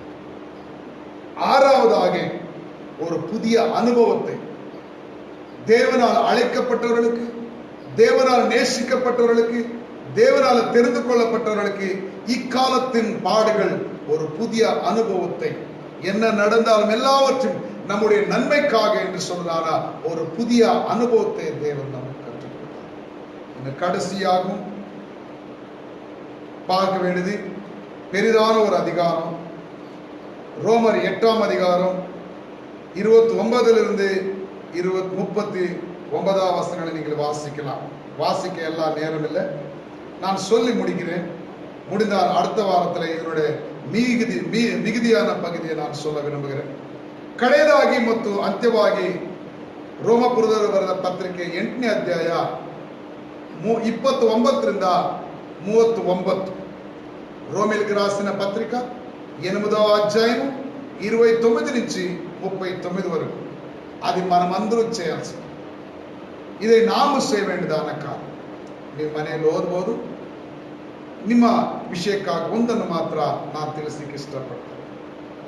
നമുക്കൊരു പുതിയ ലക്കൈ നാം പാർക്കും. ಒಂದು ಹೊಸ ಗುರಿ, ఒక గమ్యం మనకుంది. ஏனோ ಹೊಸ ಗುರಿ என்ன ஒரு அந்த நம்மை சேர்ந்த ஒரு புதிதான ஒரு லக்கை நாம் பார்க்கணும். நம்முடைய லக்கை என்ன, நம்முடைய நோக்கம் என்ன, நம்முடைய ஃபோக்கஸ் என்ன, எதுக்காக நம்ம அழைக்கப்பட்டோம், எதற்காக நம்ம எங்க போக போறோம் சொல்லி ஒரு வசனத்தை நான் வாசிக்கிறேன். இப்பொழுது நேரம் கடந்து போய் கொண்டிருக்கிறது. ஒரு வசனத்தை நான் ரெண்டு வசனங்களை நான் வாசிக்க விரும்புகிறேன். 31ನೇ ವಚನ, 31ನೇ ವಾಕ್ಯ ನೋಡಿ. ಹೀಗಾದರೆ ಈ ವಿಷಯಗಳಲ್ಲಿ ನಾವು ಏನು ಹೇಳೋಣ? ದೇವರು ನಮ್ಮ ಕಡೆ ಇದ್ದರೆ நம்மை எதிர்ப்பவர் யார்? கர்த்தர் நம் சார்பில் இருந்தால் நம்மை ఎదిరిపవన్ యార్? దేవుడు మనతో ఉంటే ఎవరు మనల్ని ఎదిరిస్తారు? கர்த்தர் நம் சார்பிலிருந்த நம்மை எதிர்ப்பவன் யார்? ದೇವರು ನಮ್ಮ ಕಡೆ ಇದ್ದರೆ ನಮ್ಮನ್ನು ಎದುರಿಸುವವರು ಯಾರು? ಗೊತ್ತಿಲ್ಲ ಯಾರು. சில பேருக்கு தெரியாது நம்ம எதிர்ப்பவர் யாருன்னு. இல்லை, பவுல் அதை தொடர்ந்து சொல்லுகிறார். உன்னையும் என்னை எதிர்க்கிறதுக்கு நிறைய காரியங்கள் உலகத்தில் உண்டு. నిన్ను నన్ను మనల్ని బెదిరించి మనం భయపెట్టడానికి అనేక కార్యాలు ఉన్నాయి. కానీ దేవుడు మనతో ఉంటే మమ్మల్ని ఎదిరించేవాళ్ళు ఎవరు లేరు. ఏందని சொன்னால் வசனம் இப்படியாக சொல்லுகிறது. 37ನೇ ವಾಕ್ಯ ನಿಮಗೆ ಓದ್ತಿದ್ದೇನೆ. 37 ವಾಕ್ಯನ ఒకసారి చూడండి. 37వ ವಚನ ವಾಸಿக்கலாம். ಆದರೆ ನಮ್ಮನ್ನು ಪ್ರೀತಿಸಿದಾತನ ಮೂಲಕವಾಗಿ ನಾವು ಈ ಎಲ್ಲ ವಿಷಯಗಳಲ್ಲಿ பூர்ண ஜெயசாலிகளாகுತ್ತೇವೆ. தேவன் நம்மோடு நம்மை கூட இருந்தார் என்று சொன்னால், அவரால் நேசிக்கப்பட்ட, அவரால் அழைக்கப்பட்ட நம்மை இந்த காலம் முற்றிலும் முழுதுமாக நாம் வெற்றி பெற்றவர்களாக இருக்கிறோம். దేవుని ప్రేమించే వాళ్ళు, దేవుని ఆరాధించే వాళ్ళు, దేవుని స్తుతించే వాళ్ళు ఇలాంటి కార్యాలపైన పూర్ణం జయం కలిగి ఉన్నారు. அவரை நேசிக்கிறவர்களால, அவர் ஜெபிக்கிறவங்களால இப்பேற்பட்ட எல்லா காரியங்களே பூர்ண. என்னென்ன காரியம் சொன்னா 35 36 வசனத்தை நாங்கள் வாசிக்கலாம் என்னோடு கூட சேர்ந்து. ಕ್ರಿಸ್ತನ ಪ್ರೀತಿಯಿಂದ ನಮ್ಮನ್ನು ಅಗಲಿಸುವವರು ಯಾರು? ಕಷ್ಟವೋ, ಸಂಕಟವೋ, ಹಿಂಸೆಯೋ, ಅನ್ನವಿಲ್ಲದಿರುವುದೋ, ವಸ್ತ್ರವಿಲ್ಲದಿರುವುದೋ, గండాంతరవో, ఖడ్గవో ఎవలా இருக்காங்கப்பா? ஏவி முந்தி చూడండి. கிறிஸ்துவை பிரேமலிச்சு, கிறிஸ்துவின் அன்பிலிருந்து நம்மை பிரிக்கும்படியாக என்னென்ன காரியங்கள் அங்கு இருக்கிறது. இது மட்டுமல்ல, கடைசியாக பவுல் சொல்லுகிறார். 38వ వచనத்தை நீங்கள் వాసిக்கும் పోது 38ನೇ వాక్యం నన్నొట్టిಗೆ 38వ వాక్యం మనం చూసినట్లయితే, ఏಕೆಂದರೆ ಮರಣವಾಗಲಿ, ಜೀವವಾಗಲಿ, ದೇವದೂತರಾಗಲಿ, ದುರಾತ್ಮಗಳಾಗಲಿ, ಈಗಿನ ಸಂಗತಿಗಳಾಗಲಿ, ಮುಂದಿನ ಸಂಗತಿಗಳಾಗಲಿ, ಮಹತ್ವಗಳಾಗಲಿ, ಮೇಲಿನ ಲೋಕವಾಗಲಿ, ಕೆಳಗಿನ ಲೋಕವಾಗಲಿ, ಬೇರೆ ಯಾವ ಸೃಷ್ಟಿಯಾಗಲಿ ನಮ್ಮನ್ನು ನಮ್ಮ ಕರ್ತನಾದ ಯೇಸು ಕ್ರಿಸ್ತನಲ್ಲಿ ತೋರಿ ಬರುವ ದೇವರ ಪ್ರೀತಿಯಿಂದ ಅಗಲಿಸಲಾರದೆಂದು ನನಗೆ ನಿಶ್ಚಯ ಉಂಟು. இதோடு அவர் முடிச்சார். இதோடு வேதத்தை அவர் படிக்கிறார். மரணமோ ஜீவனோ, தேவதூதர்களோ, பரலோகத்தில் இருக்கிறீர்களோ, வருகின்ற காலங்களோ, நிகழ்கின்ற காரியங்களோ, வாழ்வோ சாவோ, பசியோ பட்டினியோ, என்னை கிறிஸ்துவின் அன்பிலிருந்து பிரிக்கவே முடியாததான உறுதி, நிச்சயம் எனக்கு உண்டு என்று பவுல் சொல்லுகிறார். మరణమైనా సరే, జీవమైనా సరే, ఈ కార్యమైనా సరే, ఇంకా రాబోయే కార్యమైనా సరే, క్రీస్తు ప్రేమ నుంచి నన్ను విడిపించేవాడు ఎవరు? ఆ నిరీక్షణ నాకుంది అంటుంది. ఇప్పుడు సంభవిస్తున్న కార్యములు అవే. ஒரு வேத காரியத்தை நான் துக்கத்தோடு சொல்ல விரும்புகிறேன். ನಿನಗೂ ಹೊಸ ಅನುಭವ, ನನಗೂ ಹೊಸ ಅನುಭವ. ಸಭೆಗಳು ಇಲ್ಲದೆ, ಆರಾಧನೆಗಳಿಲ್ಲದೆ ಈ ತರ ಆನ್ಲೈನ್ ಅಲ್ಲಿ ಆರಾಧನೆ ಮಾಡಿದ್ದು ಹೊಸ ಅನುಭವನ, ಹಳೆಯ ಅನುಭವ. சபைகள் நடத்தப்படாம, ஆராதிக்க முடியாம, ஆன்லைன் வழியாக, வாட்ஸ்அப்போ, ஃபேஸ்புக்கோ ஏதோ ஒரு வழியாக நம்ம ஆராதனை செய்கிறது ஒரு புதிய அனுபவமா, பழைய அனுபவமா? இந்த அனுபவத்துக்குள்ள நம்ம கடந்து போயிட்டோம். ஆனா ஒண்ணு சொல்ல விரும்புகிறேன், இன்னும் எப்பேற்பட்ட தெரிந்த சூழ்நிலை, வருகின்ற காரியமோ நிகழ்கின்ற காரியமோ இல்ல வருகின்ற காரியமோ என்ன நடந்தாலும் என்னையும் என் கிறிஸ்து நன்மையும் பிரிக்க முடியாத நான் நிச்சயம் எனக்கு உண்டு என்று பவுல் சொன்னது போல அவரோடு கூட நாம சென்று சொல்லுவோமா, என்ன காரியமானாலும் தேவன் அன்பு எங்களை பிரிக்க முடியாது. இந்த కొరావனால் దేవుని అன்பు పిరిక முடியாது, இந்த పాడుగల దేవుని நம்மை పిరిక முடியாது. ఈ ఒక నూతనమైన అనుభవంలోకి మనకు వచ్చాం. ఒకవేళ జీవిస్తున్నాం, మరణమే రావచ్చేమో, ఒకవేళ బ్రతికినాం, చావే రావచ్చేమో, ఇంకా ఎలాంటి పరిస్థితులు చూసిన కొన్ని కారణం, చూడలేకున్న కొన్ని కారణం, ఏమి సంభవించినా కానీ తండ్రి మీ ప్రేమ నుంచి, మీ నాయన బంధకు నుంచి, మీ ప్రేమ కార్యం నుంచి నన్ను విడిపించేవాడు ఎవరు ఈ లోకంలో అని చెప్పి పౌలుతో మనం కూడా చదివించినట్లయితే நம்ம எதுவும் பிரிக்க முடியாது. 6 காரியங்கள் நம்ம தேவன் நமக்காக செய்தார். ஒரு காரியத்தை நாம செய்யறோம். அது என்ன தெரியுங்களா? எனக்கு ஒரே ஒரு நோக்கம், ஒரே ஒரு இலக்கை, நான் உம்மை நேசிக்க வேண்டும், நான் உம்மை மதிக்க வேண்டும், நான் உம்மை ஜெபிக்க வேண்டும். ಈ ಲೋಕದಲ್ಲಿ ಒಂದೇ ಒಂದು ಆಸೆ, ಏನೇ ಸಂಭವಿಸಿದ್ರು ಕೂಡ 6 ಕಾರ್ಯಗಳು ನನಗೆ ಮಾಡಿದೆ ಸ್ವಾಮಿ, 7ನೇ ಕಾರ್ಯ ನಾನು ಒಂದು ಮಾಡುತ್ತೇನೆ. ನಾನು ಬದುಕಿರುವ ದಿನಗಳೆಲ್ಲ ಈ ಲೋಕದಲ್ಲಿ ಏನು ಸಂಭವಿಸಿದ್ರು ಸರಿ, ಕಡೆಗೆ ಎಂತದ್ದೇ ನಡೆದ್ರು ಸರಿ, ನಾನಿನ್ನ ಪ್ರೀತಿಸುತ್ತೇನೆ. ಕ್ರಿಸ್ತನ ಪ್ರೀತಿಯನ್ನು ಅಗಲಿಸುವರು ಯಾರು? இந்த தேவ அன்பிலிருந்து நம்மை பிரிக்கிற யாரால கூடும் என்று சொல்லி ஒரு நிச்சயத்தோடு கூட தேவனிடத்தில் நம் காரியங்களை பெறுவோம். கர்த்தர் இந்த வசனங்களை ஆசீர்வதிக்கட்டும். என்னோடு ಕೂಡ ಜಪದಲ್ಲಿ ನೀವು ತಲೆ ತಿರುಗುಡಿಯಾಗಿ ಕೇಳಿಕೊಳ್ಳನೆ. ದಯವಿಟ್ಟು ಪ್ರಾರ್ಥನೆಯಲ್ಲಿ ಸಹಕರಿಸಿ. ನಿಮಗೆ ಅರ್ಥವಾಗದೆ ಹೋದ್ರೆ ನನ್ನ ಹತ್ತಿರ ಫೋನ್ ಅಲ್ಲಿ ಸಂಭಾಷಿಸಿ ನನಗೆ ಆಗಬೇಕಾದ್ರೆ ತಿಳ್ಕೊಳ್ಬಹುದು. ದೇವರು ನಿಮ್ಮ ಆಸರೆ ಕಡಿಸಿ ಹಾಗೆ ಕರ್ತ சமூகத்திலே முழங்காலிட்டவர்களாக கிறிஸ்து அன்பிலிருந்து நம்ம யாரை பிரிக்க முடியும் என்றுதான் அனுபவத்துக்குள்ளே போவோம். நம்முடைய ನಂಬಿಕೆ ஒரு நாள் வீண் போகாது. ನಮ್ಮ ವಿಶ್ವಾಸ, ನಮ್ಮ ನಂಬಿಕೆ ಯಾವತ್ತಿಗೂ ಎಂದಿಗೂ ಅದು ಅಚಲವಾಗುವುದಿಲ್ಲ, ಅದು ನಿಶ್ಚಯವಾಗಿ ಒಂದಿನ ನೆರವೇರುವಂತದ್ದಾಗಿದೆ. ಜೋಬಿಪೋಮಾಗೆ நிச்சயமாகவே முடிவு உண்டு, நம்பிக்கை வீண் போகாது. நிச்சயமாகவே முடிவு உண்டு, நம்பிக்கை வீண் போகாது. கர்த்தரையை பற்றிக்கொள், திருவசனம் கற்றுக்கொள். கர்த்தரையை பற்றிக்கொள், திருவசனம் கற்றுக்கொள். அவரை பாதை காட்டுவார், அதிலே நீ நடந்திடு. அவரை பாதை காட்டுவார், அதிலே நீ நடந்திடு. சோர்ந்து போகாதே, தளர்ந்து விட்டு விடாதே, துணிந்து நீ ஓடு, துதித்து தினம் பாடு. சோர்ந்து போகாதே, தளர்ந்து விட்டு விடாதே, துணிந்து நீ ஓடு, துதித்து தினம் பாடு. எரிச்சலையே விட்டுவிடு, போராமை கொள்ளாதே. எரிச்சலையே விட்டுவிடு, போராமை கொள்ளாதே. அன்பு நாடையாகணும், ஒம்புகள் மறைந்து போகணும்.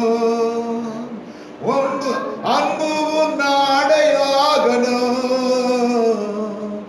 ஒம்புகள் மறைந்து போகணும். சோர்ந்து போகாதே, தளர்ந்து விட்டு விடாதே, துணிந்து நீ ஓடு, துதித்து தினம் பாடு. நாவு நல்லதையே நாள்தோறும் பேசினால், நாவு நல்லதையே நாள்தோறும் பேசினால், கர்த்தரின் திரு இருதயம் கழிகூறுமே முன்னாலே. கர்த்தரின் திரு இருதயம் கழிகூறுமே முன்னாலே. சோர்ந்து போகாதே, தளர்ந்து விடாதே, துணிந்து நீ ஓடு, துதித்து தினம் பாடு, நிச்சயமாகவே முடிவு உண்டு, நம்பிக்கை வீண் போகாது. சொல்லுவோமா? நிச்சயமாகவே முடிவு உண்டு, நம்பிக்கை வீண் போகாது. கர்த்தாவே, நிச்சயமாகவே ஒரு முடிவு உண்டு. இந்த வியாதிக்கு, இந்த பலவீனத்திற்கு, இந்த உலகத்திற்கு, அப்பா இந்த உலகத்தில் வருகிறதான சோதனைகளுக்கு ஒரு நாள் முடிவு உண்டு ஆண்டவரே. அதுவரைக்கு நாங்கள் சோர்ந்து போகாதபடிக்கு, தளர்ந்து போய் விட்டுவிடாதபடிக்கு, சபைக்கு போகலையே, பாஸ்டர் காணவில்லையே, தேவனுடைய பிள்ளைகள் மத்தியில் நான் கலந்து ஆராதிக்கவில்லையே, அதனால ஆராதனை இல்லை என்று சொல்லிவிடாதபடிக்கு, இருக்கிற இடங்களிலே, இருக்கிற அந்த ஸ்தலத்திலிருந்து இன்னும் உற்சாகமாக கர்த்தரை ஆராதிக்கிற ஒரு அனுபவத்தை எங்களுக்கு நீ தாருமப்பா என்று சொல்லி ஜெபிக்கிறோம். ದೇವರೇ ಸಭೆಗೆ ಹೋಗಲಿಲ್ಲ, ದೇವ ಮಕ್ಕಳೊಂದಿಗೆ ನಾನು ಆರಾಧನೆ ಮಾಡಲ್ಲ ಎಂಬುದಾಗಿ ಆರಾಧನೆ ಬಿಟ್ಟು ಅಲಕ್ಷ್ಯವಾಗದೆ ಕೊಟ್ಟಿರುವ ಈ ಸಮಯದಲ್ಲಿ ಇರ್ತಕ್ಕಂಥ ಸ್ಥಳಗಳಲ್ಲಿ ಸಭೆಗಿಂತಲೂ ಇನ್ನೂ ಅಧಿಕ ಉನ್ನತವಾಗಿ ಆತ್ಮಿಕ ರೀತಿಯಲ್ಲಿ ಆರಾಧಿಸುವಂತ ಒಂದು ಅನುಭವಕ್ಕೆ ನಮ್ಮನ್ನು ನಡೆಸು ಸ್ವಾಮಿ. ప్రభు సంఘముగో దేవుని బిడ్డలుగా మనం ఆరాధించలేని నిరుత్సాహం కలగకుండా ఇంకా ఉత్సాహం కలిగి నిశ్చయముగా ఒక రోజు మాకు విడుదల ఉంటూ మాకు నిరీక్షణ ఉంది అనే నమ్మకంతో నాయన నిరీక్షణ కలిగిన వారి, నమ్మకం కలిగిన వారి విశ్వాసంతో ప్రార్థించే భాగ్యాన్ని మాకు కలిగించండి. நிச்சயமாக ஒரு முடிவு உண்டு என்று சொல்லி வாக்குத்தத்தம் பண்ணினவரே, கூடி சீக்கிரத்தில் புதிய மாதத்திலே அந்த ஒரு புதிய விசுவாசத்தை, ஒரு புதிய விடுதலை, ஒரு புதிய அனுபவத்தை எங்களுக்கு கற்றுக் கொடுத்து மறுபடியும் தேவனுடைய சமூகத்தில் எல்லா குடும்பங்களும் ஒருமித்து நாங்களை கர்த்தரை ஆராதிக்க ஜெபிக்க எங்க சபைக்கு மட்டுமல்ல உலகம் முழுவதும் எல்லா சபைகளும் துறக்கப்படணும். எல்லா ஊழியக்காரர்கள் நாமத்தாலே இன்னும் அதிகமாக ஊழியர்களை செய்யணும். எல்லா சபைகளும் ஆத்மாக்களால நிறைக்கப்படணும் ஆண்டவரே. இன்னும் அநேக புதிய ஜனங்கள் சபைகளுக்கு வரணும். ನಿಶ್ಚಯವಾಗಿ ಇದನಾಲೆ ಸಭೆಗಳು ಬಾಧಿக்கப்பಡಕೂಡದು. ಈ ಒಂದು ಕಾರಣದಿಂದ ಸಭೆಗಳು ಆ ಕರ್ತನೆ ಅಪ್ಪ ಬಾಧೆಗೊಳಗಾಗಬಾರದು, ವಿಶ್ವಾಸಗಳು ಬಾಧೆಗೊಳಗಾಗಬಾರದು, ನಂಬಿಕೆ ವಿಶ್ವಾಸ ಕುಗ್ಗಬಾರದು. ಇನ್ನು ಅಧಿಕವಾಗಿ ನಂಬಿಕೆಗೊಂಡು ಅಪ್ಪ ಖಾಲಿಯಾದ ಸಭೆಗಳಲ್ಲಿ ಇನ್ನು ಅನೇಕ ಹೊಸ ಆತ್ಮಗಳು ಬಂದು ಒಂದು ಹೊಸ ಅನುಭವಕ್ಕೆ ನಮ್ಮ ನಡೆಸು. ಅಲ್ಲಿವರೆಗೂ ಕ್ರಿಸ್ತನ ಪ್ರೀತಿಯಿಂದ ಅಗಲಿಸುವಂತ ಶಕ್ತಿಗೆ ನಾವು ಅವಕಾಶ ಕೊಡದೆ ನಿನ್ನ ಮೇಲಿನ ಪ್ರೀತಿಯನ್ನು ಇನ್ನೂ ಅಧಿಕವಾಗಿ ಬಲಪಡಿಸಿಕೊಳ್ಳಲು ಸಹಾಯ ಮಾಡು. தேவனே உம்முடைய சமூகத்தில் மறுபடி எங்களை தாழ்த்துக்கொள்ள அன்பின் கர்த்தர் ஒப்பு கொடுக்கணும். முடிவுக்கு வருகிற நாள் வரைக்கும் சோர்ந்து போகாது, தளர்ந்து விடாதபடிக்கு விசுவாச வாழ்க்கையிலே தொடர்ந்து முன்னேற எனக்கு எங்களுக்கு ನೀನು ಕೃಪೆ ಮಾಡು. ಹಾಗೆ ಮಾಡುವುದಕ್ಕಾಗಿ ನಿನಗೆ ಸ್ತೋತ್ರ ಸಲ್ಲಿಸಿ ಒಡೆಯನ ಪ್ರಿಯರಕ್ಷಕನಾದ ಯೇಸು ಕ್ರಿಸ್ತನ ಪರಿಶುದ್ಧವುಳ್ಳ ನಾಮದಲ್ಲಿ ಬೇಡು ಹೊಂದಿದ್ದೇವೆ ತಂದೆಯೇ. Amen, amen. ನನ್ನ ಮನವೇ ಕರ್ತನನ್ನು ಕೊಂಡಾಡು, ನನ್ನ ಸರ್ವೇಂದ್ರಿಗಳ ಆತನ ಪವಿತ್ರ ನಾಮವನ್ನು ಕೀರ್ತಿಸಿರಿ. ನನ್ನ ಮನವೇ ಕರ್ತನನ್ನು ಕೊಂಡಾಡು, ಆತನು ಮಾಡಿದ ಉಪಕಾರಗಳಲ್ಲಿ ಒಂದನ್ನು ಮರೆಯಬೇಡ.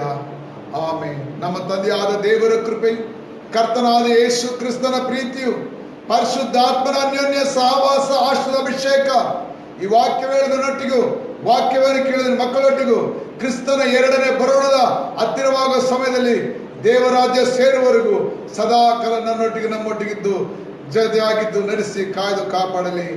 ಆಮೇನ್, ಆಮೇನ್. ವಾಕ್ಯವನ್ನು ಕೇಳಿದೆಲ್ಲ ದೇವರ ಮಕ್ಕಳು ಮತ್ತೊಂದ ವರ್ತಿ ಕೃತಜ್ಞತೆ ತಿಳಿಸ್ಕೊಳ್ತೇನೆ. ಪ್ರಾರ್ಥನೆ ಮುಗಿದ ಮೇಲೆ ಪ್ರಾರ್ಥನೆ ಬೇಕಾದವರು ದಯವಿಟ್ಟು ಫೋನ್ ಕಾಲ್ ಮೂಲಕವಾಗಿ ಪ್ರಾರ್ಥನೆ கேளு. என்னோட ஜெபிக்க எங்களுக்கு ஜெபவேதி வேணும் என்று சொல்ல தயவுசெய்து வசனத்தை கேட்ட பிறகு எனக்கு நீங்கள் ஜெபிக்கிறதுக்கு ஒருவேளை ஃபோன் பண்ணீங்கன்னு சொன்னால் உங்களோடு கூட நானும் ஜெபிக்க విరుంబుகிறேன்.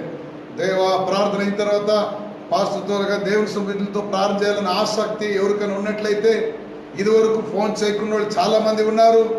మీకు అవసరం లేదనుకున్నాను, అవసరం ఉందని తెలియదు, నాకు తెలియదు. అవసరం ఉన్నవాళ్ళు అయితే దయచేసి ఒక ఫోన్ చేస్తే ఒక చిన్న ప్రార్థన మీతో చేయాలని ఆశ కలిగి ఉన్నాను. దేవుడు మనందరిని కూడా దీవించనుగా. కర్తరే ఆశ్రయపరాగే. May God bless you. Thank you, Jesus. Praise